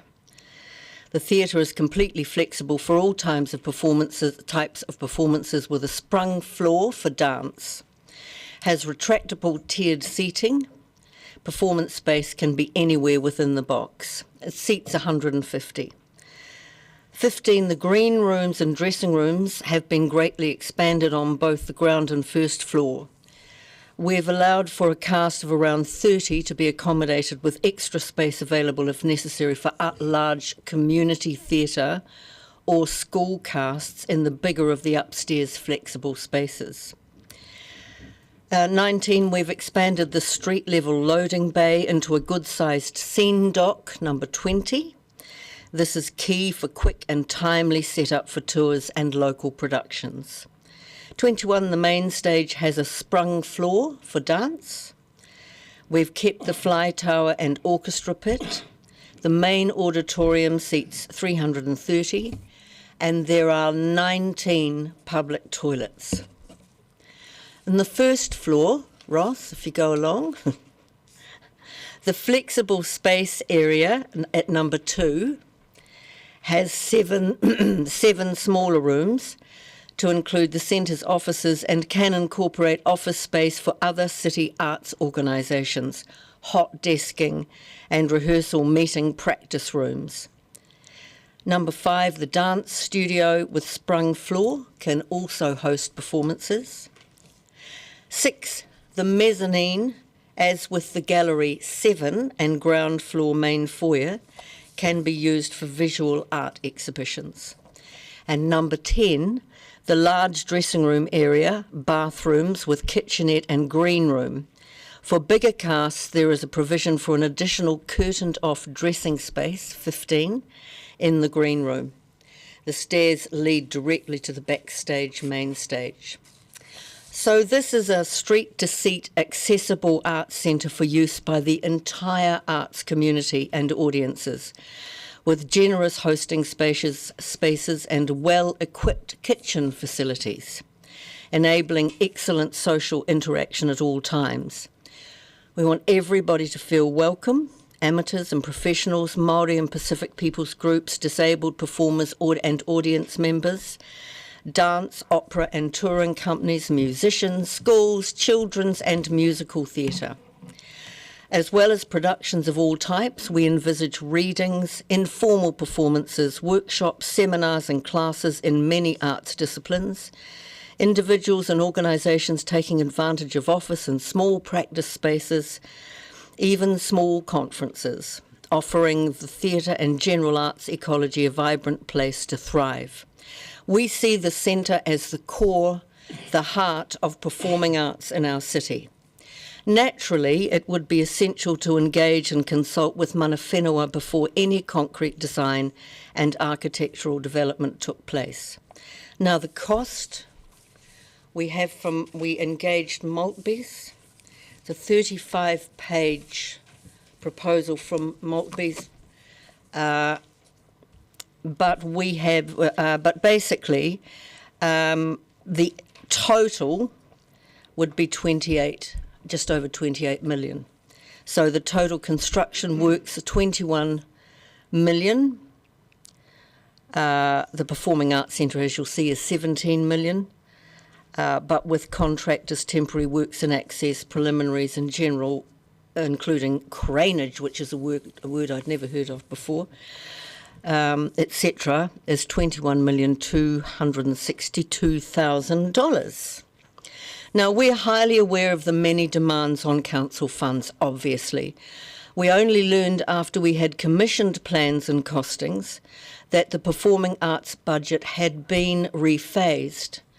However, the funds set aside for the centre are still in the long-term plan.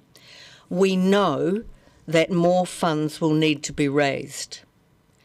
We'd like to make a recommendation that this work on a new build performing arts centre for Dunedin, that is indicative concept, design estimate and associated information, be incorporated for further deliberation into the DCC 2025-2034 9-year plan.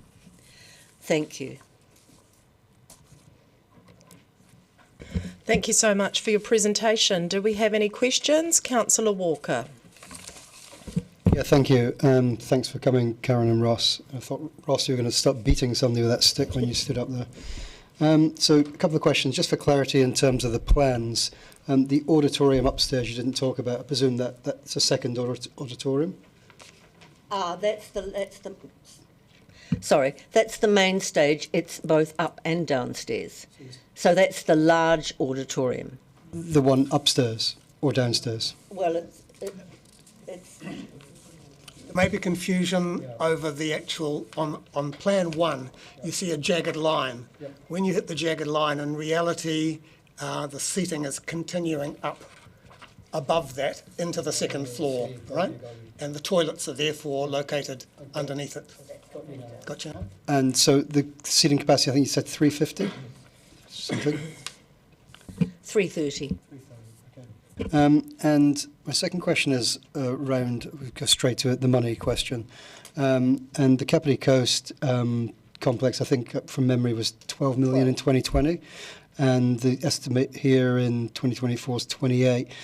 And the way local politics works, it's likely that something won't emanate for a few years. So do you think it's a fair expectation that 28 is likely to only go northwards the longer we delay? Yes.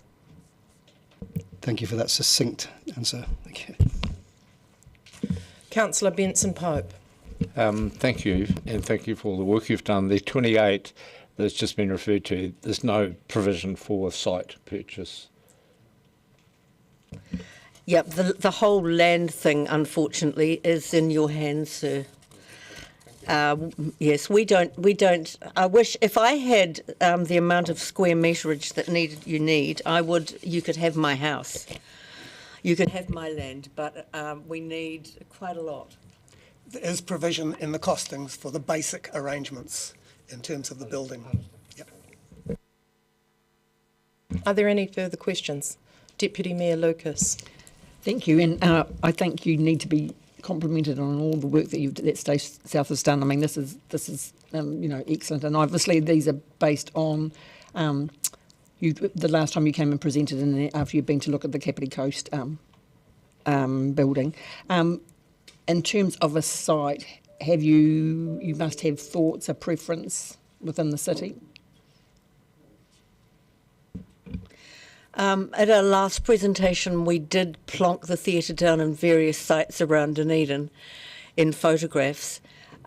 Look, we need 2,467 square metres.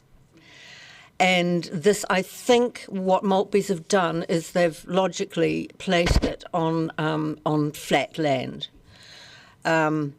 We've looked at various places around, but the trouble is we have no idea what you own. We don't know what you own. Somebody said to me the other day that it'd be great to put it maybe on where the bus, on the existing, I don't know what it's called. It's not the bus hub because the bus hub's there, but the Go Bus. That's not yours though, is it? It is. I thought it was ORC. See, and they said, well, maybe it could go there. I have no idea. And nor can we actually be party to what you need to do. You may need to trade land with an owner. It may be Crown land that has to be consulted with Ngāi Tahu. These are all outside our gambit. Another question from Councillor Walker. Thank you. It's a question around, I was a few weeks ago, I was up at the Court Theatre in Christchurch and felt very envious. The question is around the other practitioners that circulate in this sphere, and of course, I think rightly so, there's diverging views on what we should or shouldn't have. So my question is to the best of your ability, how robust have your attempts been to communicate as widely as you can with groups that are going to have obviously divergent views on what we should eventually end up with? We have tried our hardest to talk with other groups, etc. We have talked with other groups. We have a wide community ourselves, which is how we were able to raise the money for the Maltbys. Which was incredible of them because most of them have hardly any money, but there we go, we got the money. And I think, if it goes any further, if we can have it in the next 9-year plan, then we would spend a lot more time getting more people's opinions together. But yes, we have spent quite a lot of time speaking with other groups because we see this, it's not just for professional theatre. This has to be the hub of the community, and we see every group in there. Obviously, with the plans you've seen, we've made provision for, or tried to incorporate Māori Pacific people's theatre and dance and music and it's for everybody. It's not for us. It won't be. We understand from a professional theatre perspective that it will not be the home of professional theatre like the Fortune was. It will be everybody's place. So we intend to do a lot more work if it progresses. I just ask a question then, if it's for everybody, you have made this universally accessible so that someone with a disability would be able to access the stage should they be a performer? It's completely accessible. We've called it street to seat. It is totally accessible. If you have a look at the plans when you have time, Everything is totally accessible. We have included accessible toilets, showers, etc. backstage. Everything is accessible. There's a green room, dressing rooms, showers, toilets downstairs that are completely accessible, as well as upstairs. So accessible for performers, accessible for audience. We want everybody. I love that there's 19 toilets. Are there any further questions? So do we. Nothing quite like it in the break time to have to queue to use the facilities. Thank you so much for your presentation, Ms Elliott and Mr Johnson. There are no further questions, but we look forward to seeing you back at the table for our 9-year planning process. Kia ora, have a good day. Thank you.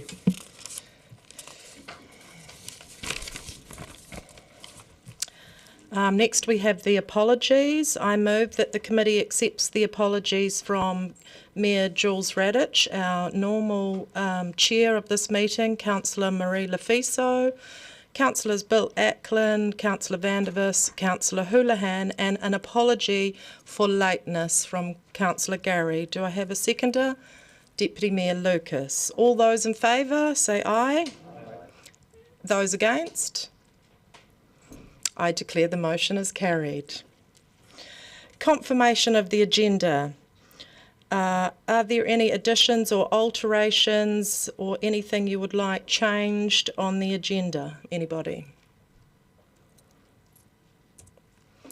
Good. I move that the committee confirms the agenda without addition or alteration. Is there a seconder? Councillor Gilbert. All those in favour say aye. Those against? Motion carried. Declarations of interest. Members are reminded of the need to stand aside from decision making when a conflict arises between their role as an elected representative and any private or other external interests that they may have. Are there any changes or updates to the register of interest? There are no changes or updates. I move that the committee notes the elected members' interest register and confirms the proposed management plan for elected members' interests. Is there a seconder? Deputy Mayor Lucas. I'm going to put the motion. All those in favour say aye. Those against? I declare that the motion is carried. Confirmation of our previous minutes, the Community Services Committee meeting held on the 24th of April 2004. I hope you've all had some time to read over this. I move that the committee confirms the minutes of the Community Services Committee meeting held on the 24th of April as a correct record. Do I have a seconder? Deputy Mayor Lucas. I'm going to put the motion. All those in favour say aye. Aye. Those against? I declare that the motion is carried. Part A, reports, the Community Service Committee Forward Work Programme. This report from Civic provides an update of the Community Services Forward Work Programme showing our activity, progress and expected timeframes for decision making.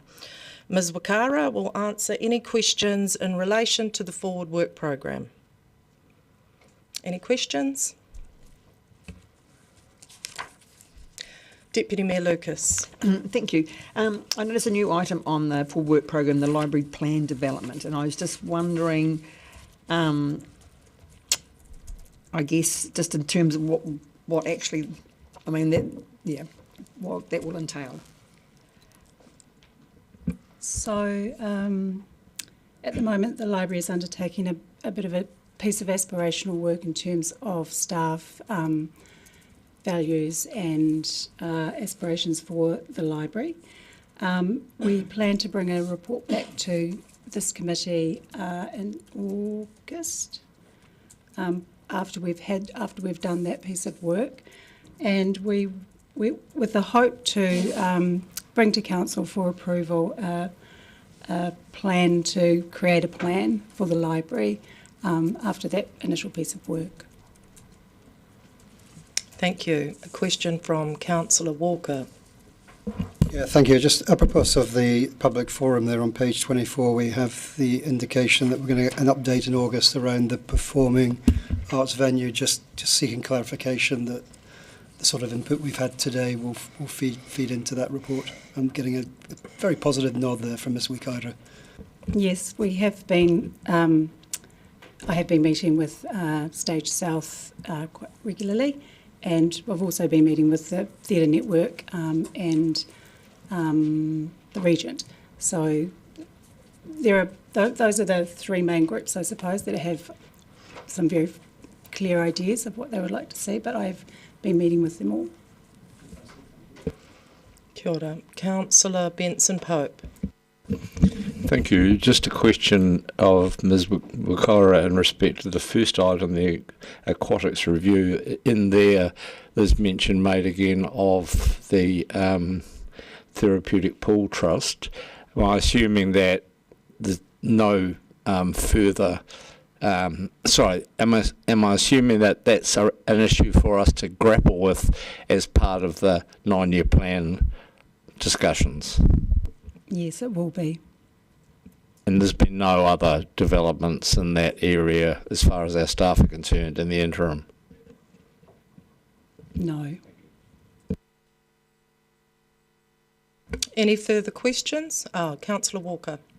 Just because it's quite timely as well, I'm just thinking back to the annual plan process we've gone through and referring on page 24 to the Utaputi live music plan, and just a question around have subsequent to the motion that passed an annual plan of any meetings been held with that group in terms of informing stroke updating them, or are they planned?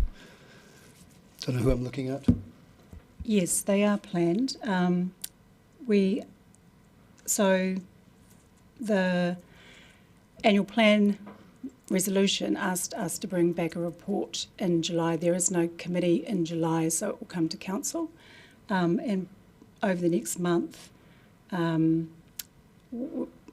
staff will be meeting with the live music action community people. And just to note that Lisa Wilkie is away on bereavement leave today, so she's not attending, and she has briefed me, so hopefully I can answer any questions. Any further questions? In that case, I move that the committee notes the Community Services Committee Forward Work Programme for June 2024. Is there a seconder? Councillor Walker. Would anybody like to speak to the motion? No burning desire to speak to that. I'm going to put the motion. All those in favour say aye. Those against? I declare the motion is carried. On to item 8, Freedom Camping 2023-24 End of Season Report. I'll invite Heath Ellis and Stephen Hogg to speak to the report. Thank you, gentlemen. Councillor Benson-Pope, would you like to say anything before we take questions? Thank you, councillors. We just have an update to point 40 on page 30, the year-to-date Freedom Camping compliance costs. We've got the actuals now, so that number was based off an accrual, but the actuals have actually reduced it to 108,500. So it's a reduction from what's currently listed there. Happy to take questions. Thank you. Councillor Benson-Pope. Thank you. We all know that one of the vexed issues in respect to freedom camping is the self-contained, he said, in inverted commas, and the ridiculous sticker that means you've got a porta potty under the back seat. You reference those changes in paragraph 6, I think it is. When do they take effect, those changes, please? Thanks, Councillor. So the changes are being rolled out over a transition period, and the dates that those transition periods finish is different depending on whether they relate to private vehicle owners or industry rental vehicle providers. So the date for the rental industry providers is the 17th of December this year, and then private vehicle owners, those that transition period ends in June next year, I think it was. Okay, and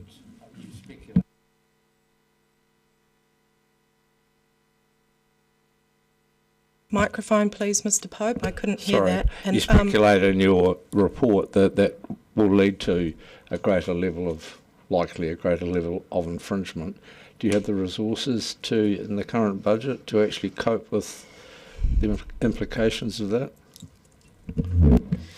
So the likelihood of an increased number of infringements is one potential outcome. I think we don't quite know what proportion of the existing self-contained fleet will be able to meet the requirements of the new standard, and so the outcome of that essentially, I guess, is that we're anticipating there might be a larger demand for space at our unrestricted sites that council provides.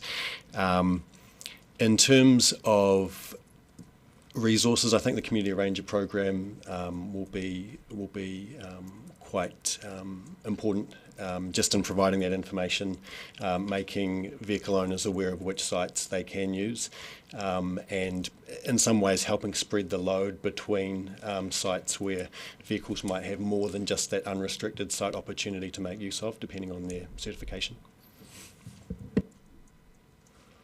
Thank you. I just want to clarify a point made by Mr. Benson Pope that a porta potty under the back seat. That's not correct, is it? The porta potty needs to be accessible at all times for it to be classed as a self-contained vehicle. That was the case under the old standard. The new standard has a requirement for a fixed plumbed toilet to achieve that self-containment certification. So porta potties are out the window. That's right. Councillor Barker. Thank you, Chair. Just want to explore the community ranges, and I'm aware that the Department of Conservation has been cutting some of their staff and their budgets. So is the arrangement with DOC a 50-50 arrangement where perhaps council pays 50% towards that and DOC pays 50%? Is that correct or not?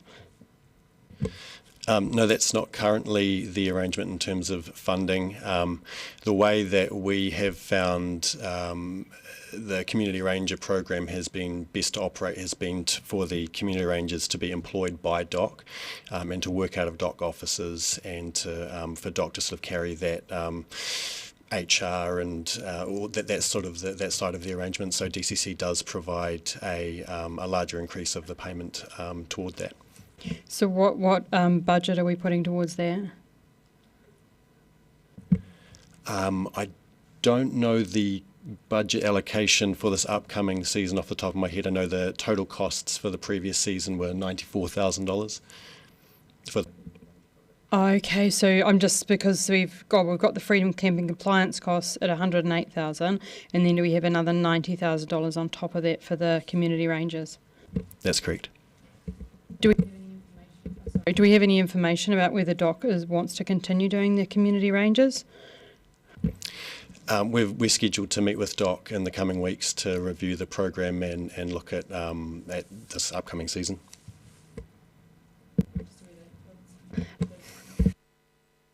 They pulled out of the ISO, so we just need to, I guess, get some surety on that. What is the budget for 24-25 for?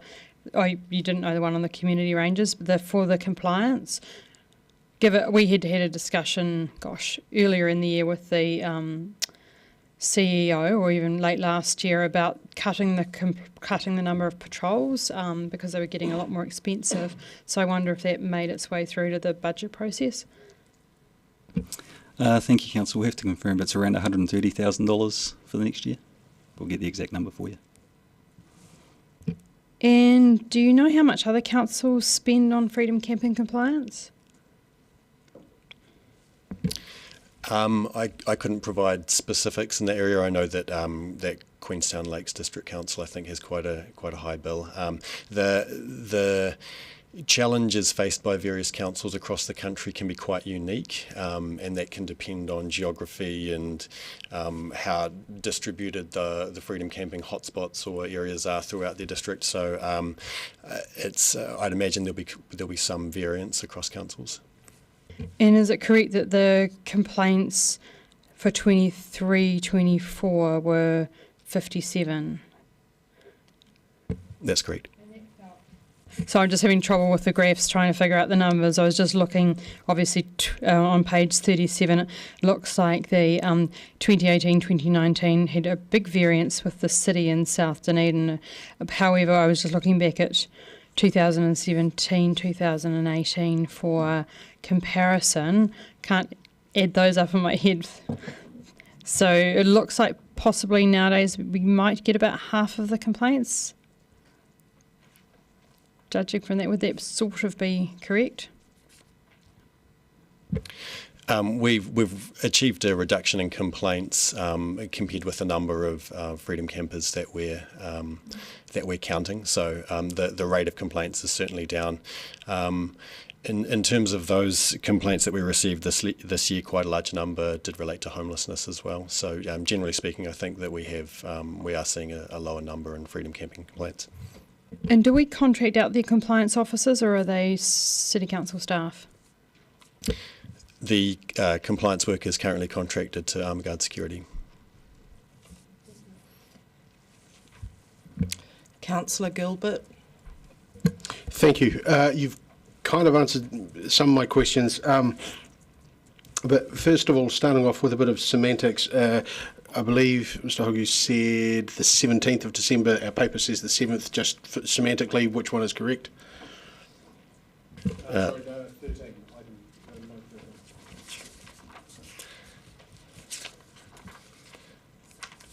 Thank you for that. The correct date is June 7th in the report there, and December 7th for the private vehicle providers. The rental vehicle providers. Awesome, thank you. And sorry, being a pedant there. You further to Councillor Barker's question of the 57 offences of infringements, whichever. That first of all, seems to me to be a particularly good number, given we've had 11,500 counted. First of all, can you speak to whether it's how it compares to elsewhere, which you kind of do in here, but just a little bit of clarity. But also on that, you mentioned, and I was just quickly searching for the homeless, I think it was 30-something were related to homelessness. So my question around that is, first of all, does that come under the more than 2 consecutive nights line, one? And number two, there's also another, is that where that comes under? And the last one is, there's a line that's something along the lines of others related to freedom camping or something. Can you just clarify roughly what those would be? Those are my questions, please. Thanks, Councillor. So again, with regard to complaints, I think probably the best or most useful metric to look at is the number of complaints per 100 vehicles. So we're looking at a rate there. When we were dealing with COVID and the related travel restrictions, we had an extremely low number of freedom campers, but proportionately quite a high number of complaints. So I think the rate there generally has been decreasing, and I think that's what we'd look for in terms of progress. With regard to the way that homelessness complaints are received by council, our customer service agency will allocate a nature of complaint based on the primary cause of concern, and it's not always evident to us when we receive those complaints that the complaint does involve a homeless person. So some of those, quite a few of those, will be reflected in the has stayed more than 2 consecutive nights complaint category. Others might be it might be a person in a car who's not certified self-contained. It could be something relating to littering or likewise. So that's the way that we receive that information, and then we have more information obviously after we investigate. Councillor Wiley. Thank you. Just following on from Councillor Gilbert's questions, and doing a quick Google search, I note that actually a lot of the rental companies that were normally renting to people that were, how would I say it?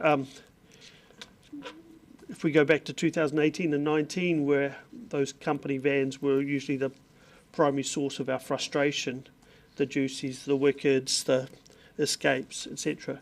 They're all actually now on their websites talking about having self-contained vehicle units, and even in the smaller vans, which surprised me that they were able to even manage that. That's really going to streamline a lot of the process for you.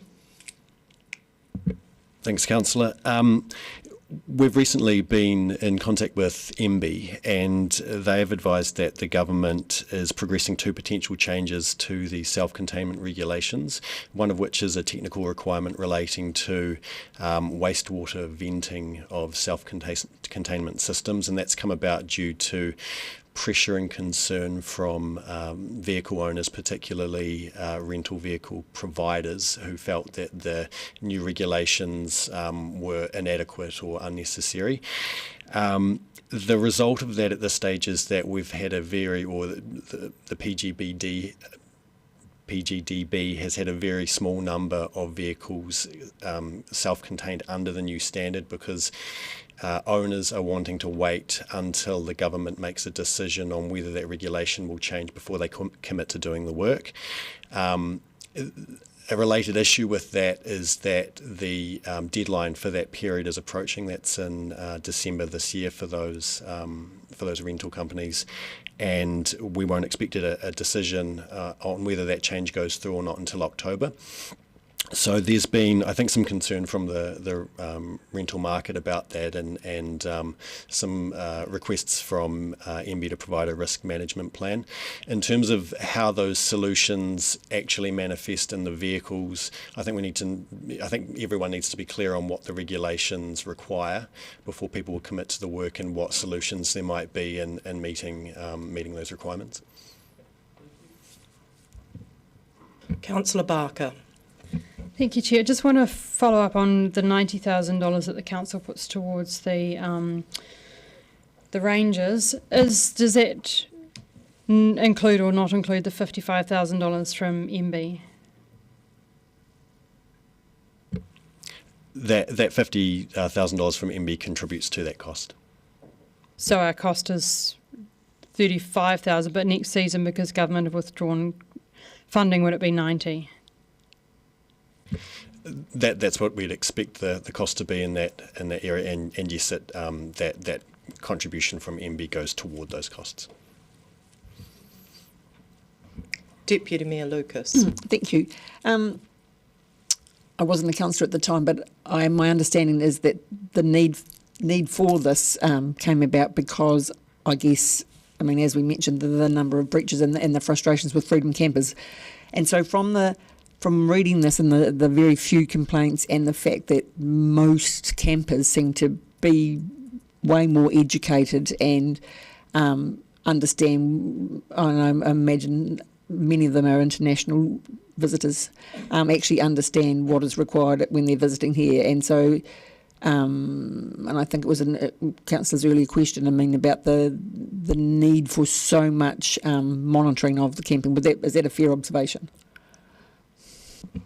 Thank you, Councillor. We believe that the reductions come through the approach that they're now taking of more of an education rather than straight up infringing people. So they get out there early, front foot it, talk to people as they arrive, explain expectations to them right at the start, so that they aren't infringing out of ignorance and things like that, which has led to the reduction. So we're seeing the value come, instead of through infringements, through education with those people. Any further questions? Councillor Barker. One more quick question. What year did we open the Thomas Burns camper park, shall I call it? I believe that was 2020 at the time that the site was added to the bylaw in 2020, and I believe it was trialled for 2 years, so starting in 2018 was the trial.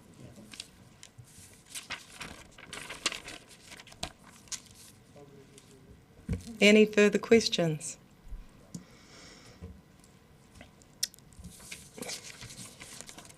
Okay, I move that the committee notes the Freedom Camping 2023-24 end of season report. Is there a seconder? Councillor O'Malley. Would anybody like to speak to the motion? I would too. So I'll note you. Oh, thank you. I'll note you two down. Excuse me. Oh, Wiley, Barker, and O'Malley. Thank you so much for this report. It's wonderful to see, as Deputy Mayor Lucas mentioned, the low infringement shows the compliance is being met and that education around freedom camping is working. I'd like to draw attention to the blue line, which is the North Coast. The number of complaints have diminished, and also the number of people counted at the Warrington Domain. I'm sure he's not going to blow his own trumpet, but I would like to recognise Councillor O'Malley's initiative back in 2020 in establishing the inner city Thomas Burns car park as an area for freedom camping. I remember at the time it was met with low enthusiasm and the insistence that people would not want to spend any time in the city, that they would be seeking, the beach and other beautiful amenities. But as the statistics over the last 4 years and beyond the 2-year trial period clearly show, the city has become one of the most popular destinations for freedom campers. And why would it not? It means people can come and do their laundry, get a meal, go to the pictures, take in our wonderful galleries and museums. And if you think about Ocean View and Warrington Domain, they are quite a ways out of the city if you perhaps wanted to have a night out on the town. And of course the car park is walking distance back to your vehicle for the night. So personally I would like to commend Councillor O'Malley for his incredible foresight into not only establishing this popular space, but in dealing with the number of complaints that the people of Warrington were expressing, and it got quite hostile towards freedom campers, and also staff did a fantastic job of acknowledging one of the largest issues was traffic safety and the speed at which people were travelling through a sleepy coastal sediment. So now we have, fantastic signage that directs people down to the beach, avoiding them going past the school and avoiding most of the residential areas, and it's well signposted and the speed limits are down. And again, it's all about the education. And once more I'll say thank you, Councillor O'Malley. Next we have Councillor Wiley. Thank you.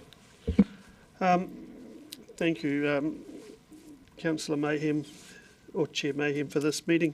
I think the key is that we look at freedom camping is coming a long way since 2018, but even before that, the challenges that the city has faced can easily be seen in the graphs. But I think the part that I'm actually quite happy to see is actually the process of around self-contained is starting to get there, and the reality of self-contained vehicles mostly dominating our roads, especially in the cheaper market, is going to be quite key. Because again, that was where a lot of our issues were around, with the cheaper vehicles that were essentially doing what they wanted, where they felt like and when they felt like. We had our issues at Warrington. We also had our issues on the south coast, and prior to that we had our issues out at McAndrew Bay and all through the city. And I remember when my son and daughter were rowing, when they were going back at least 10, 12 years, dropping them off at 5:30 in the morning and then doing a bit of a run around the city. You could see where all the freedom campers were. Those days, thank goodness, have very much disappeared. We will always have the bad eggs out there that will try and breach and do whatever, but I think all in all, we're moving in the right direction, and I think it's a win-win for the city. The other part that really comes into it, which I didn't see much engagement with in the report, is how app technology and the apps have provided a greater level of service to the visitors of our country when they take on these vehicles. When you've got an app like Campermate or things like that, it makes actually travelling the country so much easier. And I know Dunedin is very much a part of that as well. So, but a very good report, great detail, and nice trends. Thank you. Councillor Barker. Thank you, Chair. I was fortunate enough to work at Council for 7 years dealing with freedom camping, so I have a lot of insight into when it was an issue and all of the work that we have done to manage freedom camping. And since that, since I worked there, there's been a lot of work done on national education, as Councillor Wiley talks, the growth in apps, information, and the Te Aki Promise, which Tourism New Zealand brought in, which is to educate everyone while they're coming into the country, etc. And we've also had the creation of the Thomas Burns car park, camper park, so to say. And my real concern is, are we using a sledgehammer to nail a pin? I'm quite shocked at the way that the costs are changing. And this year it looks like we spent about $143,000 and we had 57 complaints. And I understand that some of that money is stopping some of those complaints, but I am extremely concerned about the costs. And I did bring this up last year as we were going through the budget process, but next year they're going to increase, given that the government are pulling funding and we don't know what's happening with DOC and the community ranges.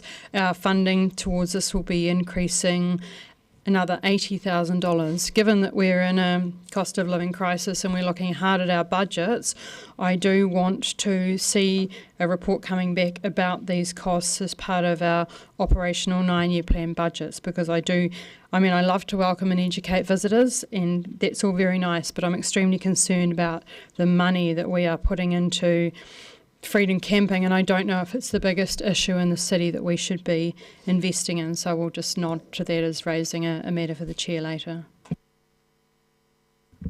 Thank you. Councillor O'Malley. Thank you, Madam Chair. I think you may have slightly over-exaggerated my role in this, but I do have to say, but I was actually one of the early advocates for the urban site under the principle that people had been coming out of the Catlins or other places and they'd already been in lots of rural sites on the coast, and coming urban would be something that would be attractive to them, and that certainly showed itself up. But I do want to go back to the actual debate we had where we almost outlawed it. There were two things that fundamentally changed that debate that day, I think. One was that it was acknowledged by staff that in fact there were not enough commercial sites in the city to actually house the number of people coming. And the other one that really I think changed everybody, and we must remember this, it was going to cost 2.5 times as much to enforce it as it was to accommodate it. And really I think the infringement rates have gone down because we've offered places for people to go with a decent amount of variety, and of course as the apps are relatively easy to use, you can identify them up front. So we switched from what was effectively the kind of model that was going on up in QLDC, and I still think they run it up there, which is very punitive, and you're not all welcome, to let's welcome you, but you must go here, and that was pretty much what those young people did. And at that debate, I'll remind everybody again at this debate, the third biggest freedom camper group is New Zealanders.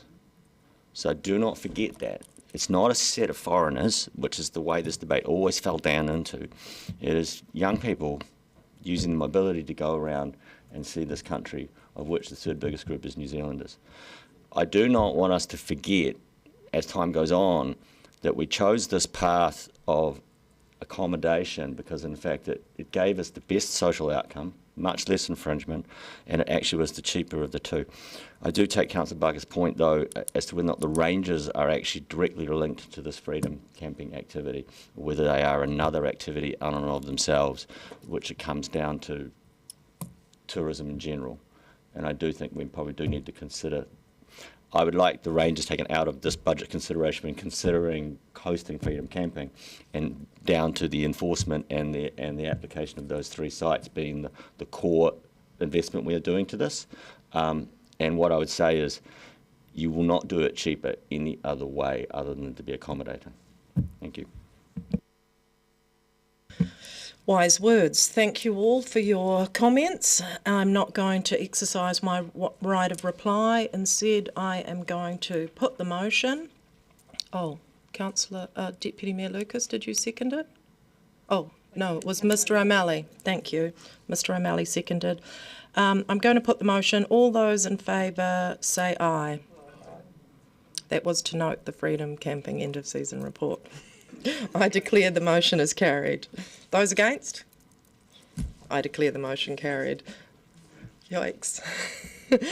Next up, the body of our papers, page 39, the Community Services Activity Reports for 2023 to April 2024. This is from our Executive Leadership Team, and we'll be starting with the Dunedin Public Libraries.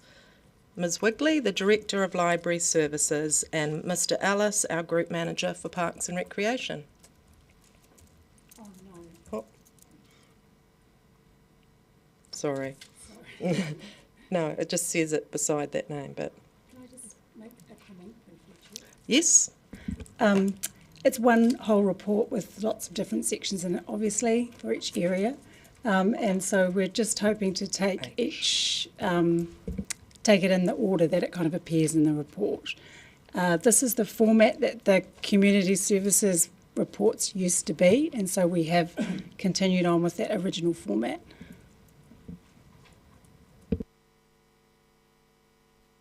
Is there anything you'd like to say before we take questions, Ms Wigley? No, thanks. Are there any questions?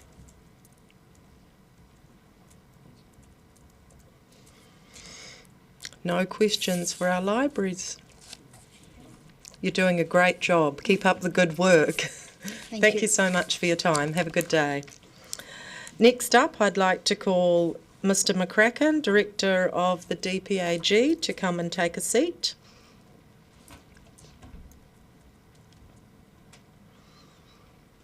This is our cultural facilities, the art gallery, Toitu, the Chinese gardens and Ulverston. Is there anything you'd like to say, Mr McCracken? No, I'm happy that the report speaks for itself. Questions? Deputy Mayor Lucas. Thank you. I'm interested on the top of page 55 about the visitation numbers and the fact that the art gallery numbers are down quite significantly compared to not only our own cultural institutions, but I sit on the Otago Museum Trust Board and I know they're looking at a record number of visits this year. So I'm just wondering whether there's anything in particular that you can attribute the art gallery. I mean, I know you've had the fantastic Marilyn Webb exhibition and other things. Whether there's anything that you can observation that you could put for the. No. Thank you, Councillor. Yes, I think note number 56 on the previous page. We have identified really that not having a tenant in the space formerly occupied by Nova has had a detrimental effect to the visitation. Our ROS results, our surveying, our intercept surveys, as well as our sort of feedback board, there's nothing that stands out as being a cause of the lower visitation rates, other than really the fact that Nova is not tenanted. Thank you. I'm intrigued that a cafe has that much of an impact, and maybe that's something that maybe our property team need to ask the real estate agents and to include in marketing for the lease of that. I mean, because there's obviously quite a symbiotic relationship between the cafe and the art gallery as well. I would imagine that visitors to the art gallery conversely go to the cafe. Yep, the only negative comments that we're getting are about our decision to close the cafe. Any other questions? Councillor Walker. Just one for personal interest, actually. I'm just curious, probably not in, I don't think it's in here, I couldn't see it, but how are the sales of the amazing near award-winning Marilyn Webb book going? Do you know? You'll have to hurry if you want one, because I think we did a print run of 500 to 1,000, I think, and they're almost sold out. Panic not, I've got one. Thank you for your time, Mr McCracken. It's a shame moving the council chambers here to the top floor and our number of visitors hasn't inspired people to take in the art and culture while they come and talk politics. Are we the reason? Did you think of that? Oh.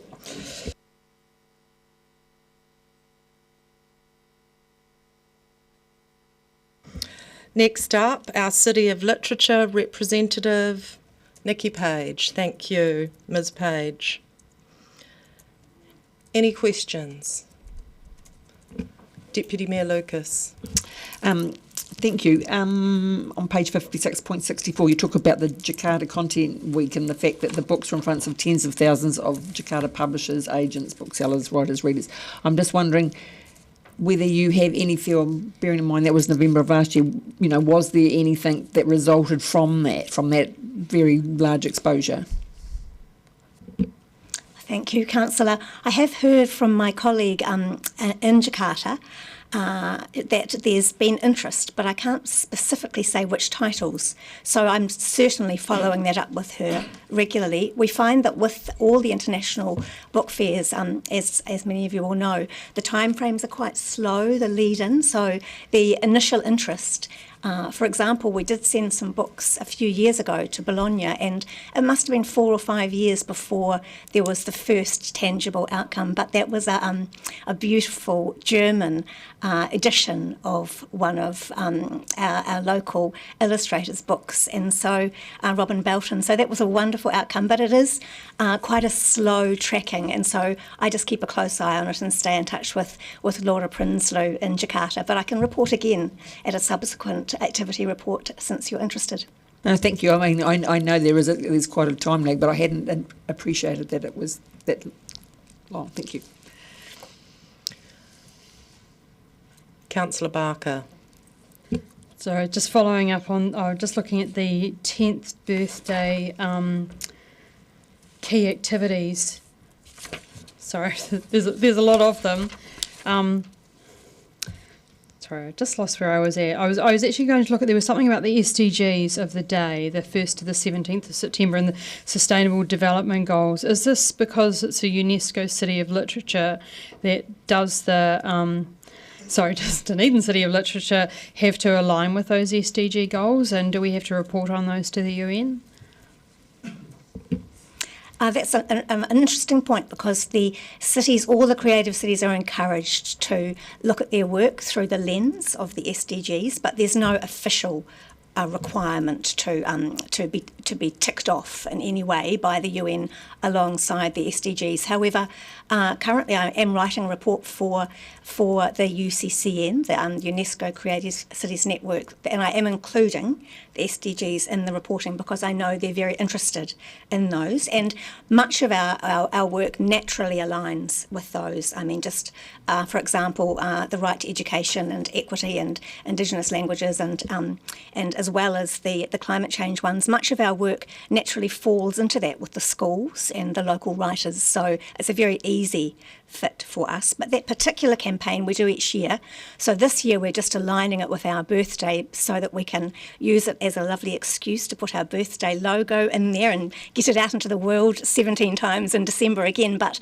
that particular one is a nice campaign because online it connects a local writer who has a new book out with one of the SDGs, and sometimes we find we have half a dozen, so we have to be quite greedy, and we just do them all. And so the book goes out aligned with the SDG and then is shared by all the other cities of literature around the world. So it becomes quite a hefty social media campaign, and our writers really enjoy being included. I know some of them put it on their CVs and in their portfolios later because it's a new angle for their work, and they feel pleased that even novels, children's books, we put a whole range in. It's quite a loose interpretation we take in order to get the books out and celebrate their great work in just a new way, really. I wonder, this is obviously the 10-year anniversary, and how do we keep the accreditation? Like, do we get surveyed every 4 years to make sure that we're doing what we said we would do?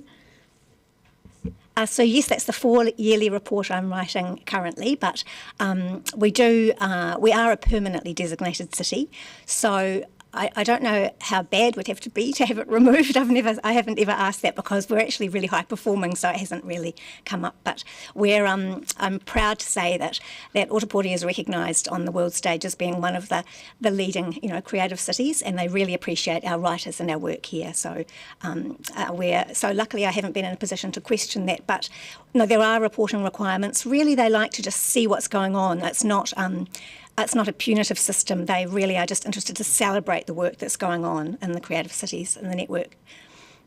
So does the report get published on the website, or does it come to council? I'm very curious to see it. Well, last time it's only the second. You need to push the Apologies. It's only the second time we've done one. So last time it was published on the website, on the UCCN website and our own website. But at that stage, didn't come to council. But actually, Jeanette and I had discussed that it might be nice for it to come. And so if you're interested, I can make sure that that also comes to our next activity reporting this time. Thank you. Councillor Gilbert. Thank you. And hi, nice to see you again.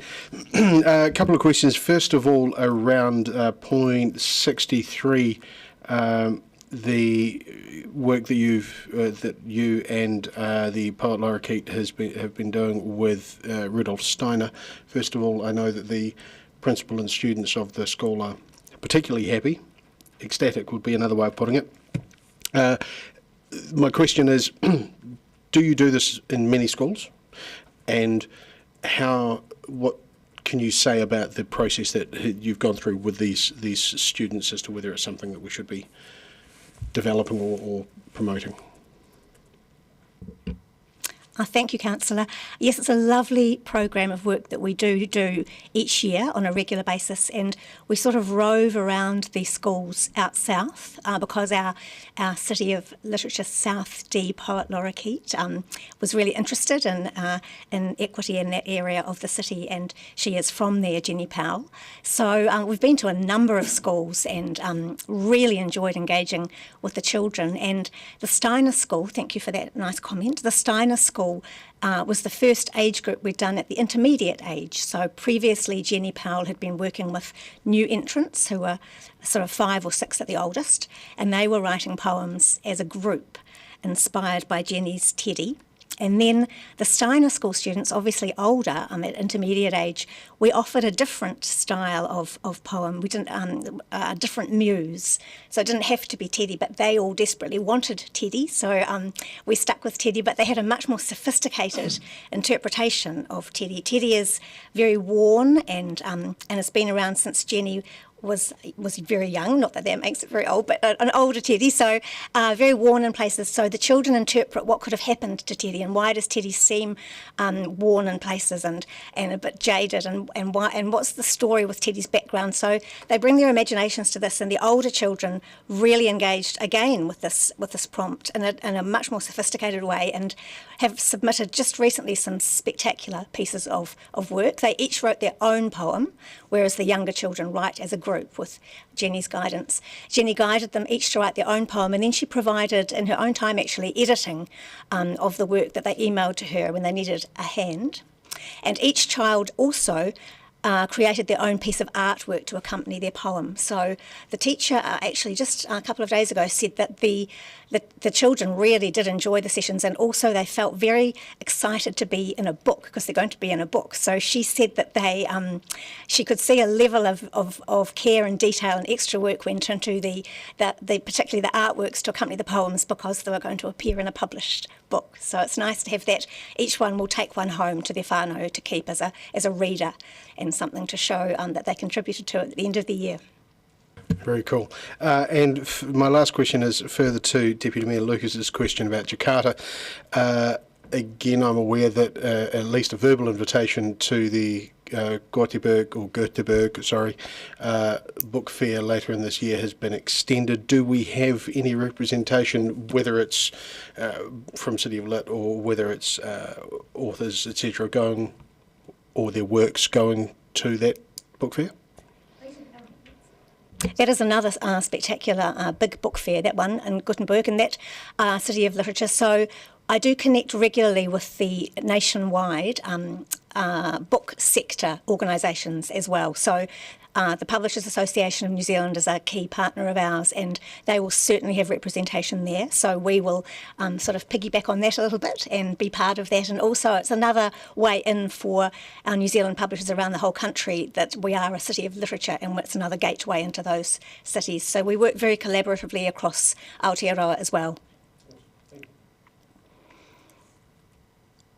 I don't believe there's any further questions. Well done on the first 10 years of the City of Literature, and wonderful to see the children's work elevated to a published form. So we're holding the door open for them as young writers, and to reach that publication stage is really elevating them. So congratulations. If you could pass that on to I will. Jenny Powell, the lorikeet. I'll pass that on. She'll be thrilled. And thank you for having me. It's nice to be invited. Thank you. Have a great day, Ms. Page. Next up, we have our team leader for creative partnerships and Aratoi is on bereavement leave, so Ms. Wakara will answer any questions you might have on creative partnerships. Any questions? Does not appear to be so, so we will move on. Councillor Barker. Just bringing up something that came up when we were discussing the live music action plan. Was that last week, possibly? And points of contact for Aratoi staff. So I was just wondering, I had a look at the newsletter last week, whenever we were doing this, and I just wonder if a member of the creative community wanted to get in touch with Aratoi staff, how do they do that? Is there a direct line, or do they go through the 477 4000?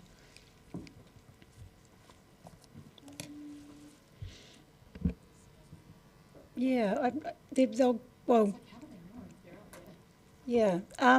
I guess the team itself is sort of, out in the community, and a lot happens word of mouth in terms of how people connect, but they would go through the central number with customer services, I guess, yeah. Any further questions? Don't know if you can answer. So I was just looking at the central government arts funding and the fact that the Creative New Zealand funding, and I just wanted to know, is Dunedin getting its fair share, i.e. is it getting more or less from Creative New Zealand? Is that under their new, too early to tell? Mm.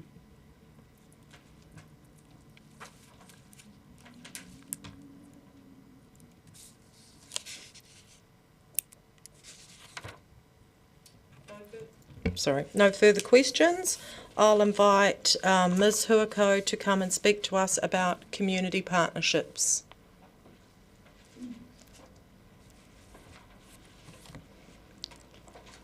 Previously known as community development. Any questions or anything you'd like to say? Councillor Barker. Just have one question. Just wondering what the Ōtepoti Community Support Network is. I'm wondering whether it came up from the COVID times. Is it something new, or is it something that's been around for a while? Thank you, Councillor. I'd like to invite my colleague, Dr. Mai Timimi, to answer that. Just she's got a bit more background than I. Thank you. Kia ora, Dr. Mai.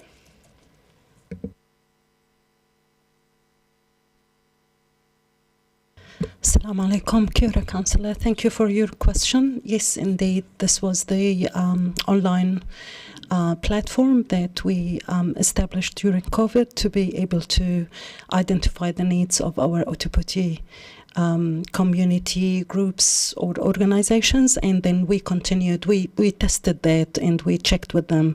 They wanted that to continue.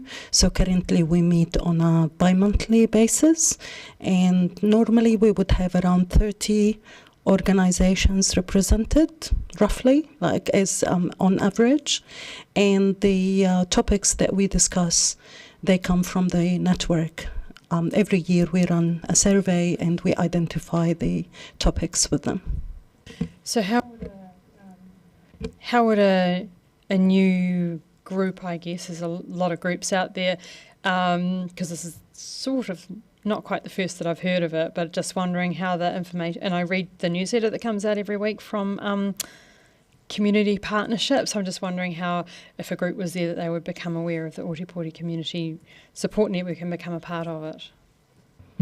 It can be in different ways. One of them is that new groups who come to us applying for funding, we always tell them about this platform if they would like to be added to the contact list. Another thing is a word of mouth. We know organizations mention that to each other, and whenever we meet with groups, new organizations, they send a request for meeting. We mention the Panui, as you mentioned, the newsletter, and other platforms that we currently run. Is it possible for councillors to be part of that? This is coming from a viewpoint of it. It's good for councillors to know at grassroots what's going on. It's like, what is the mechanism for councillors to understand what's happening on the ground with some of these groups and some of the issues that are arising? Open to considering that. I guess the one thing to be mindful of is these groups come together on a decided topic, so they might be receiving a workshop or receiving a speaker, so you're not always hearing what's on top, but certainly for those perhaps a broader meeting, that might be an appropriate way for councillors to engage, and that would be public anyway, but we can certainly share the program. It's a public thing, yeah.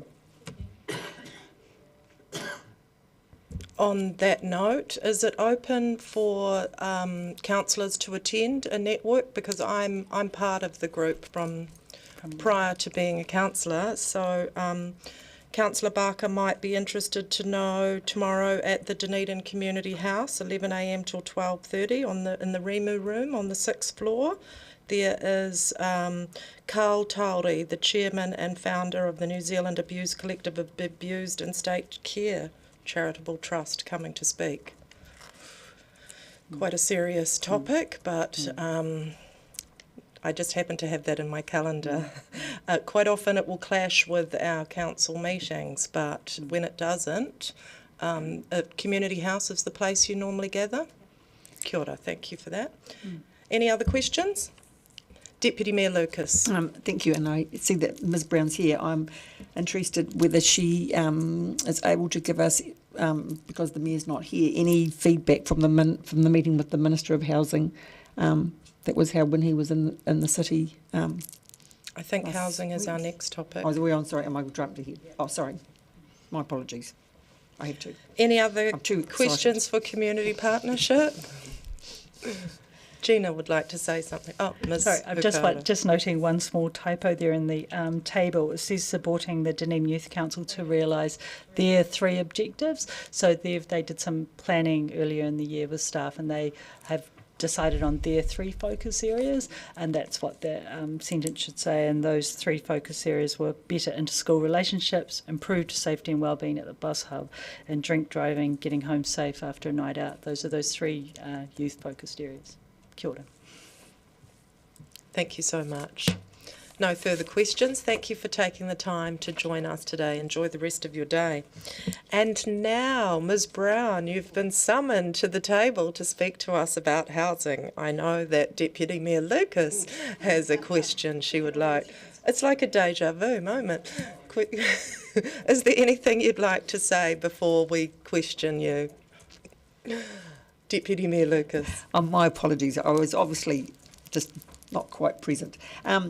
Yes, so in the absence of the Mayor, and I am aware that you and the Mayor met with the Minister of Housing when he was in the city, I was wondering whether you might be able to update us on that.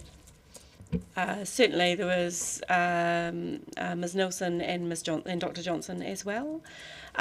So we outlined the FDS and the situation with our land, i.e. we've got enough in our current district plan for any projected growth. We discussed our own community housing and how funding for that is difficult to obtain, especially for capital builds.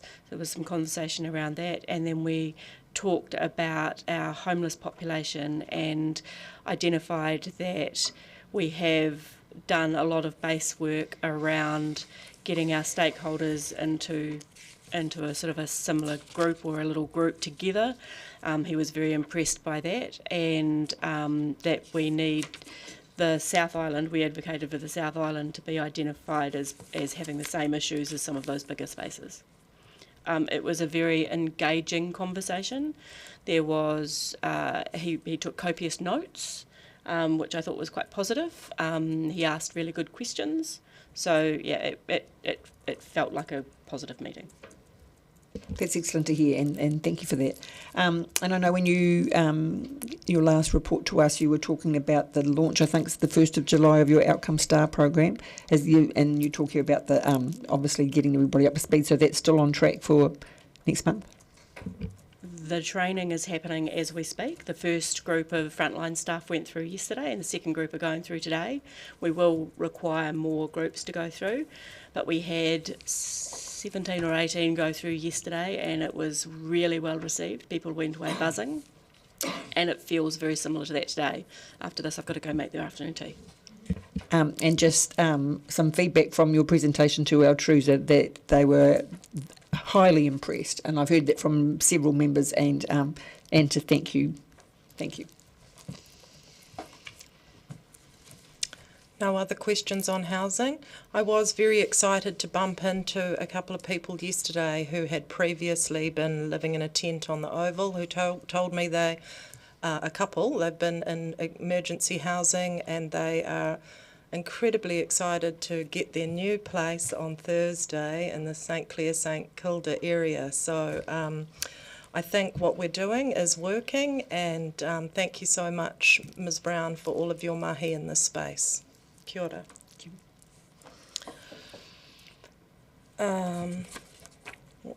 Next up, events.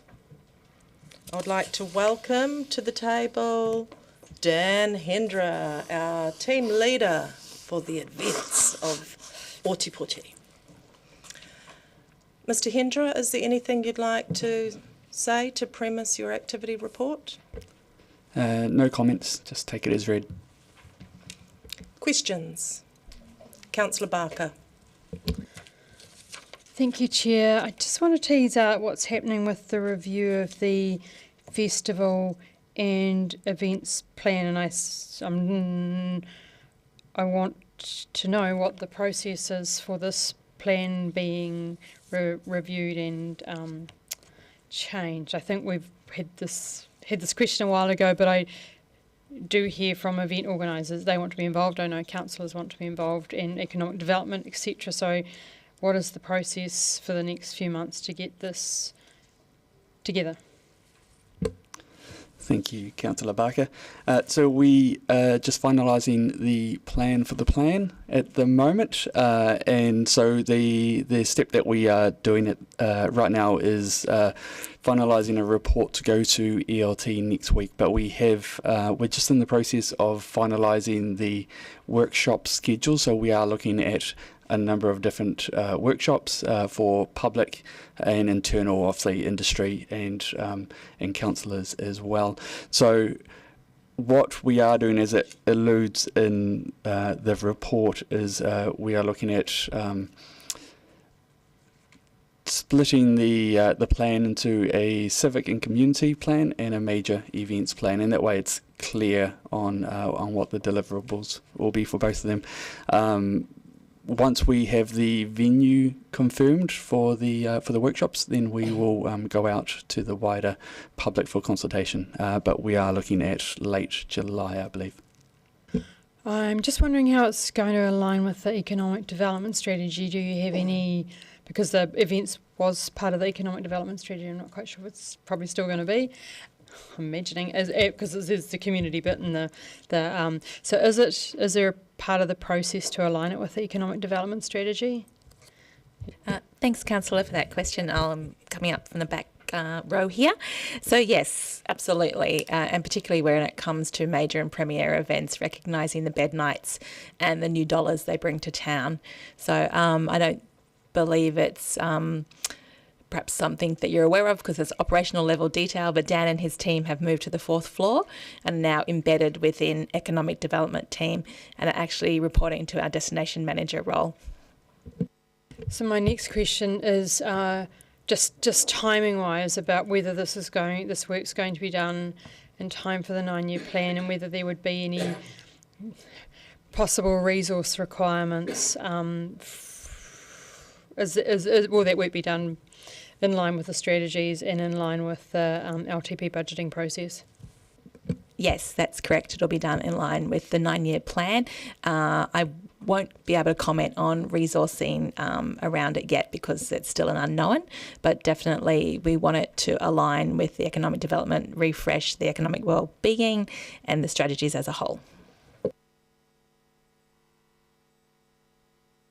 Thank you for that fulsome answer. Any other questions? Deputy Mayor Lucas.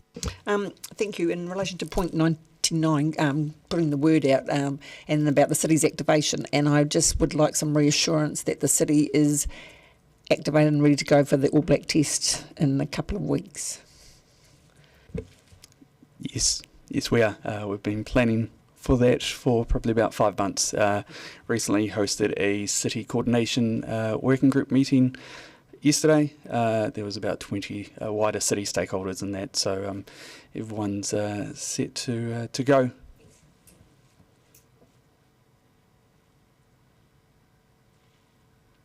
There appears to be no further questions, Mr. Hendra. Thank you so much for your time. Have a good afternoon. Thank you. And moving on now to Parks and Recreation, Mr. Ellis. Welcome back. Is there anything you'd like to say or speak to the report? Take it as read. Questions, anybody? Deputy Mayor Lucas. Thank you. Of course, I was interested in the attendance swims at Te Puna, and we don't have the attendance numbers for the other pools. I was just wondering, in particular, in reference to Moana Pool, was there any impact in visitations when Te Puna opened? Thank you, Deputy Mayor. Yes, we did see a drop-off of basically equivalent of the visits to Te Puna. There was around 10,000 a month drop-off from Moana once Te Puna had opened. And has that been sustained, or has it now, is Moana Pool back up to a similar level to it was previously? I mean, I know many from the Tauri was obviously having to go to Moana Pool to swim because there was no facility for quite some time. So I'm just wondering, if you look back year on year, if there's this impact. Looking back year on year, we're tracking to have an increase overall of participation and visitors at our aquatic facilities. How much, we won't know until the end of the financial year, but it's definitely tracking higher than it was. I think that we had recognised that there was a latent demand that would be met with the opening of that. My other question is that the report is silent on any of the projects that Parks is undertaking, and I'm thinking obviously of the new track out at Seddon Park, but other projects across the city. So I'm just wondering whether you might be able to update us on some of those. Thank you, Deputy Mayor. The Seddon Park pump track we visited this morning, there's been some, I don't want to say damage from the weather event over the weekend, just to some of the surfaces that we've been prepared to be asphalted, so it is going to cause a bit more of a delay, unfortunately, out there. We are working closely with the contractor to minimise that. In a way, it's kind of been timely because it's showing some potential flaws and stuff that we can pick up now rather than after. So that's definitely been a positive there.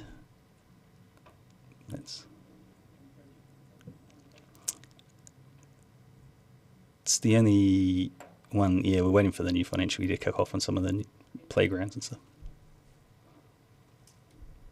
Councillor Gary. Oh, thank you, Madam Chair. Thank you, Mr. Ellis, and the attendance is very impressive, which is not surprising. I did have a question that's been asked out in the community with regards to the issue with the tiles, was it, in one of the pools? Could you speak to that? Thank you, Councillor. Yes, it was in the spa pool. the tiles used hadn't been used in a spa with that temperature before, and they basically just didn't hold up to the conditions they were in. So they've been replaced with a tried and tested tile that's been used in similar pools around the country. So is that contractor responsibility? So contractor responsibility, yep. Thank you. Councillor Wiley. Thank you. Just touching on the ageing facilities in 107 on page 66. And you talked there about table tennis and having challenges with having the tables up. But I received a phone call yesterday around challenges with netball and leaks in the roof. Do you have anything you can tell us about that? Thank you, Councillor. I haven't been made aware of which facility was... Oh, the Eco Centre? No. Oh. I've received an email about that as well, and we're working with property, and I see that just probably about 5 minutes ago Anna sent you and I an email. So we'll follow up on that. Okay, thank you. Councillor Barker. Just the Botanic Garden. First of all, congratulations on achieving this again.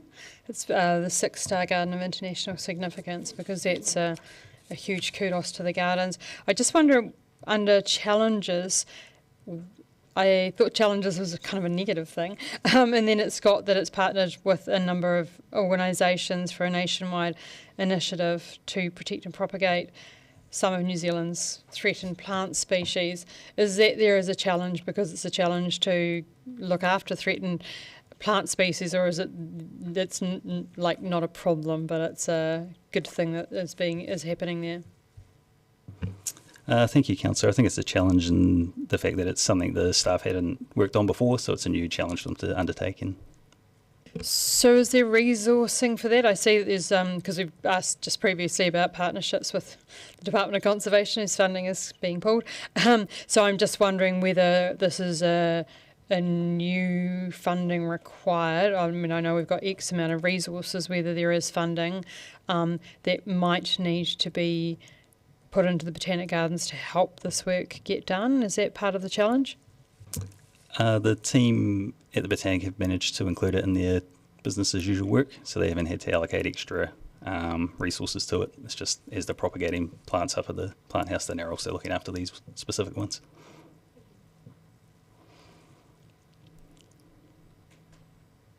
Councillor O'Malley.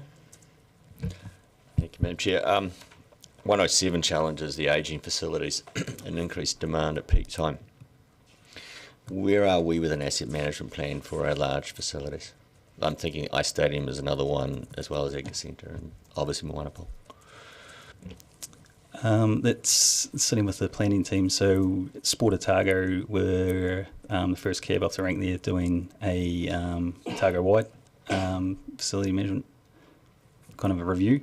So we received that now, so we're going to work to integrate that into our own review, and then I think it's for the 9-year plan we should have it by that time. I could see that review having two components. One is the demand for a facility, but the other one is how old is our facility and when is it up for renewal or something significant. So will that cover both when we get it? Thank you, Councillor. That'd be my expectation from the report as well. Councillor Gary. Thank you, Madam Chair. Mr. Ellis, on page 69, paragraph 116, it talks about predator-free work in city sanctuary and about that nationally it leads the way for best practice of multi-species trapping methods in urban environments, and I think they deserve our congratulations for that. We love to lead the way in this city.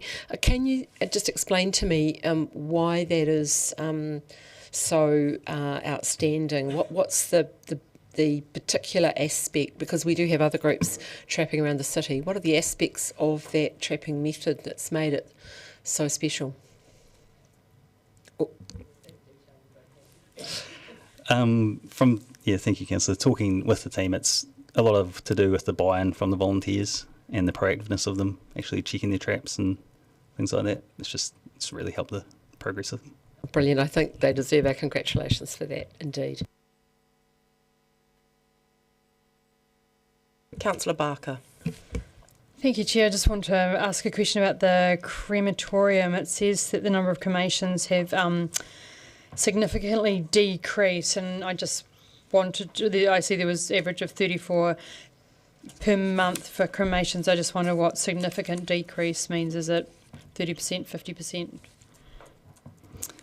Thank you, Councillor. So in the 2015-16 financial year, when the first externally provided crematorium opened, we went from around about 1,100 cremations a year down to 600. And then in December 21-22, the second one was opened, and we've dropped down to around about 400 a year now. So about 700 per year has dropped off. I think I heard Councillor O'Malley talking about the asset management plan, and how old is our crematorium? Is it reaching its end of life? The cremators themselves are regularly maintained, and they have refurbishment work done on them. So they've recently just been refurbished, so they should be good for about another 10 years before they'll need another significant amount of work done on them. The building itself's a lot older. The chapel in particular has some challenges. Will any report around this be coming, because it says that it's not meeting its revenue finance policy, so will this be part of the 9-year plan report, so we can consider whether we, I guess, still need to be providing this facility for people? Thank you, Councillor. Yes, we will have. Councillor Gilbert has some questions, but before that I would just like to follow on from what Councillor Barker said. I have a little bit of insight into the other 2 privately owned crematoriums out in Mosgiel. So Hope's opened one, and then Campbell's followed suit, and I know they have a relationship with Gillian's where they share that cremator, but if you looked at the fee, it's very much $100 less than we are charging for the DCC, and I imagine we want to retain that facility for a lot of people who can't afford another venue. The chapel at the crematorium is often used for the entire service, all in one package, and it's the most economical. I wondered if we wanted to increase the number of cremations per year, we simply dropped our price to $9.99 and matched Campbell's, which is undercutting everybody. As a suggestion, that might, but I don't know how you would advertise that. I imagine Exit is one of the main groups that is using the city one. Yes, just putting that out there. People could be dying to meet you. Can I just interrupt there? Is that, I mean, we set our fees and charges as part of the annual plan, so maybe that's something that you might want to bring up next week when we finalise the fees and charges for 24-25. I don't know, Councillor. I wasn't aware this was an issue, so councillors, is this a good idea that we could look at? I just wonder, I guess it's a technical issue, because I didn't raise it with the, when we talked about the heritage fees and charges, about whether we could actually change them next week. So I don't know technically, because we've agreed back in... So maybe, Mr Ellis, this is something that would need to come back in the 9-year planning. Sorry, I said Claire. Claire? I think that would be, have to think about that because there will be a full review of fees and charges for the 9-year plan. So maybe we could offer a special and make it more attractive to, and the pets. Sorry, I'm not joking around. This is serious. Councillor Gilbert has a question. Right. Back to highlights. 100.119. First of all, the volunteers, backyard trappers and community trapping groups is awesome. But the bit that jumped out at me was the Titi Punamu, the rifleman, that we've had successful nesting in our predator-proof nesting boxes around Ross Creek. So my question is really, is it that they were never there, they used to be there but are now back, we've never had them, as in how prevalent nests in our region. I'm trying to figure out whether it's that it's just a whoopee, they're back to Ross Creek, or whether it's a whoopee, they're here.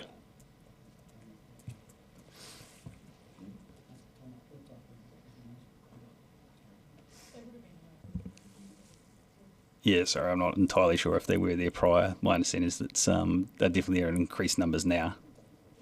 They were there prior, thank you. So it's increased. I might be able to add a little bit of detail to that.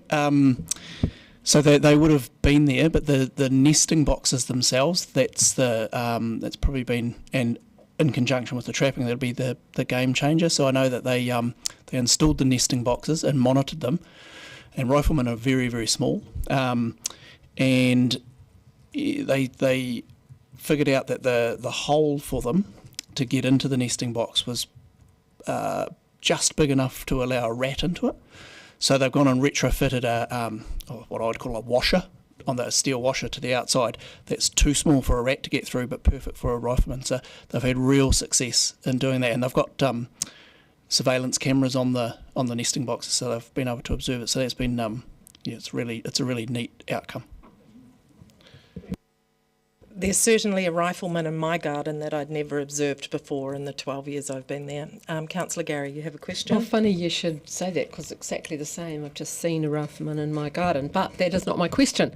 Mr. Ellis, I don't know that you'll be able to answer this, but let's give it a go. I think it was this morning on the radio, perhaps it was yesterday, around the Minister of Conservation talking about selecting which endangered species that might be focused on funding-wise, which sent alarms for me, given that we consider ourselves wildlife capital of New Zealand. Now, we've yet to see how that might play out.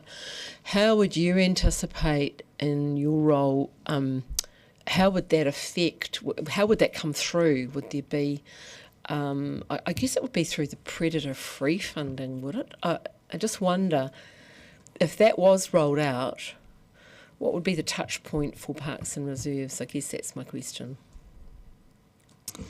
Thank you, Councillor. I haven't seen the press release. Sorry. Right. But you are right. Our main touch point would be through predator-free, so it would depend if any of those outcomes were based off improving chances of the wildlife directly affected by the predators we're eliminating. And possibly the funding streams? Yeah, if Councillor Walker, if you can. Yeah, I mean, this stuff is fresh off the press, but your question is right in terms of the implications. It probably feeds into the funding that goes to Predator-Free 2050, which is substantial, and Predator-Free 2050 feeds all the predator-free groups around the country. So there'll be that pot of money that's potentially under threat, and there's been soundings around that was under threat anyway. So this announcement today. Sorry. So my subsequent question to you, Mr. Ellis, would be, you'll keep us updated should you see any signs of that, yes? Definitely, yes. Yep.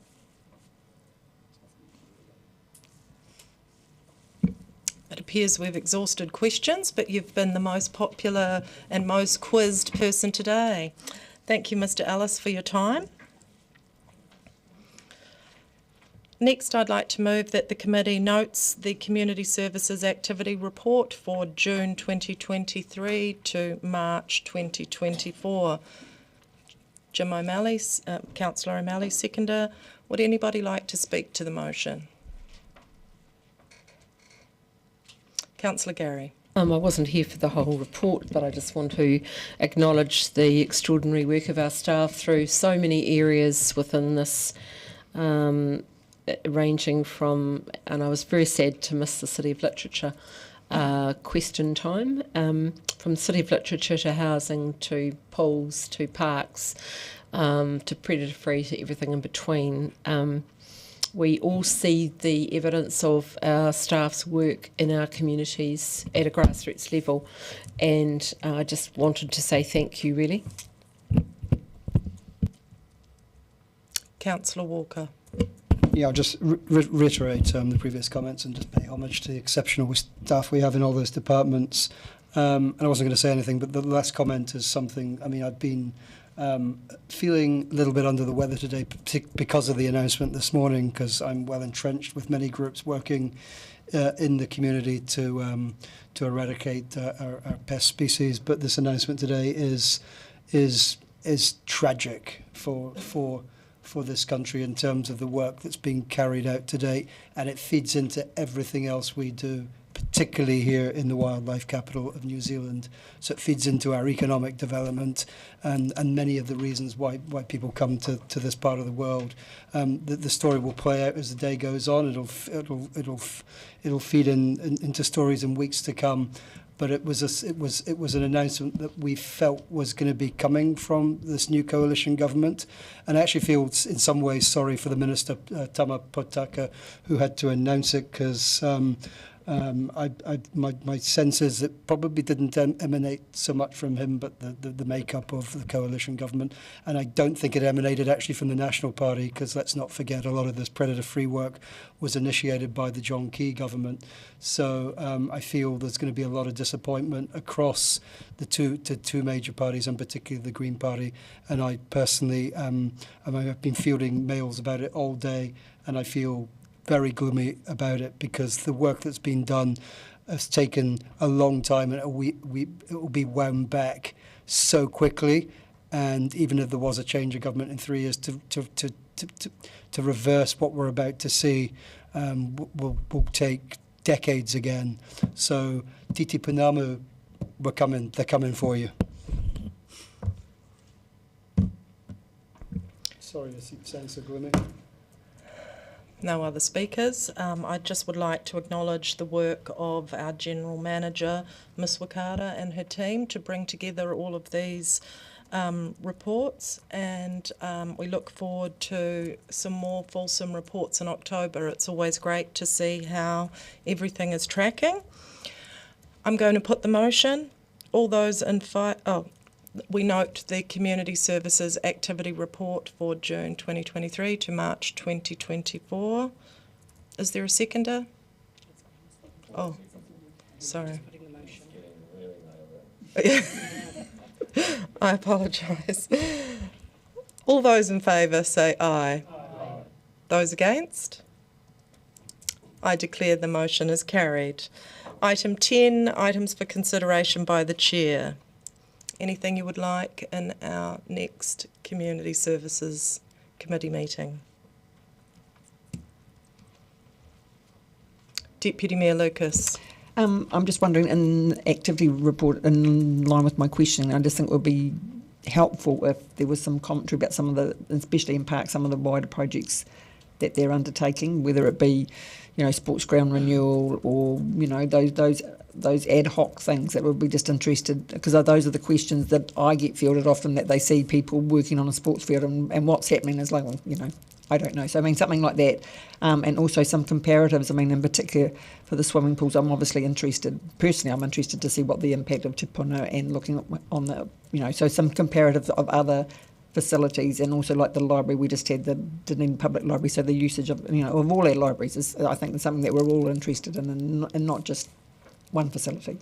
Is this for the October reports? Yeah, in future. I think the libraries were there, I think, yeah. Mm-hmm. Thank you. Any other comments?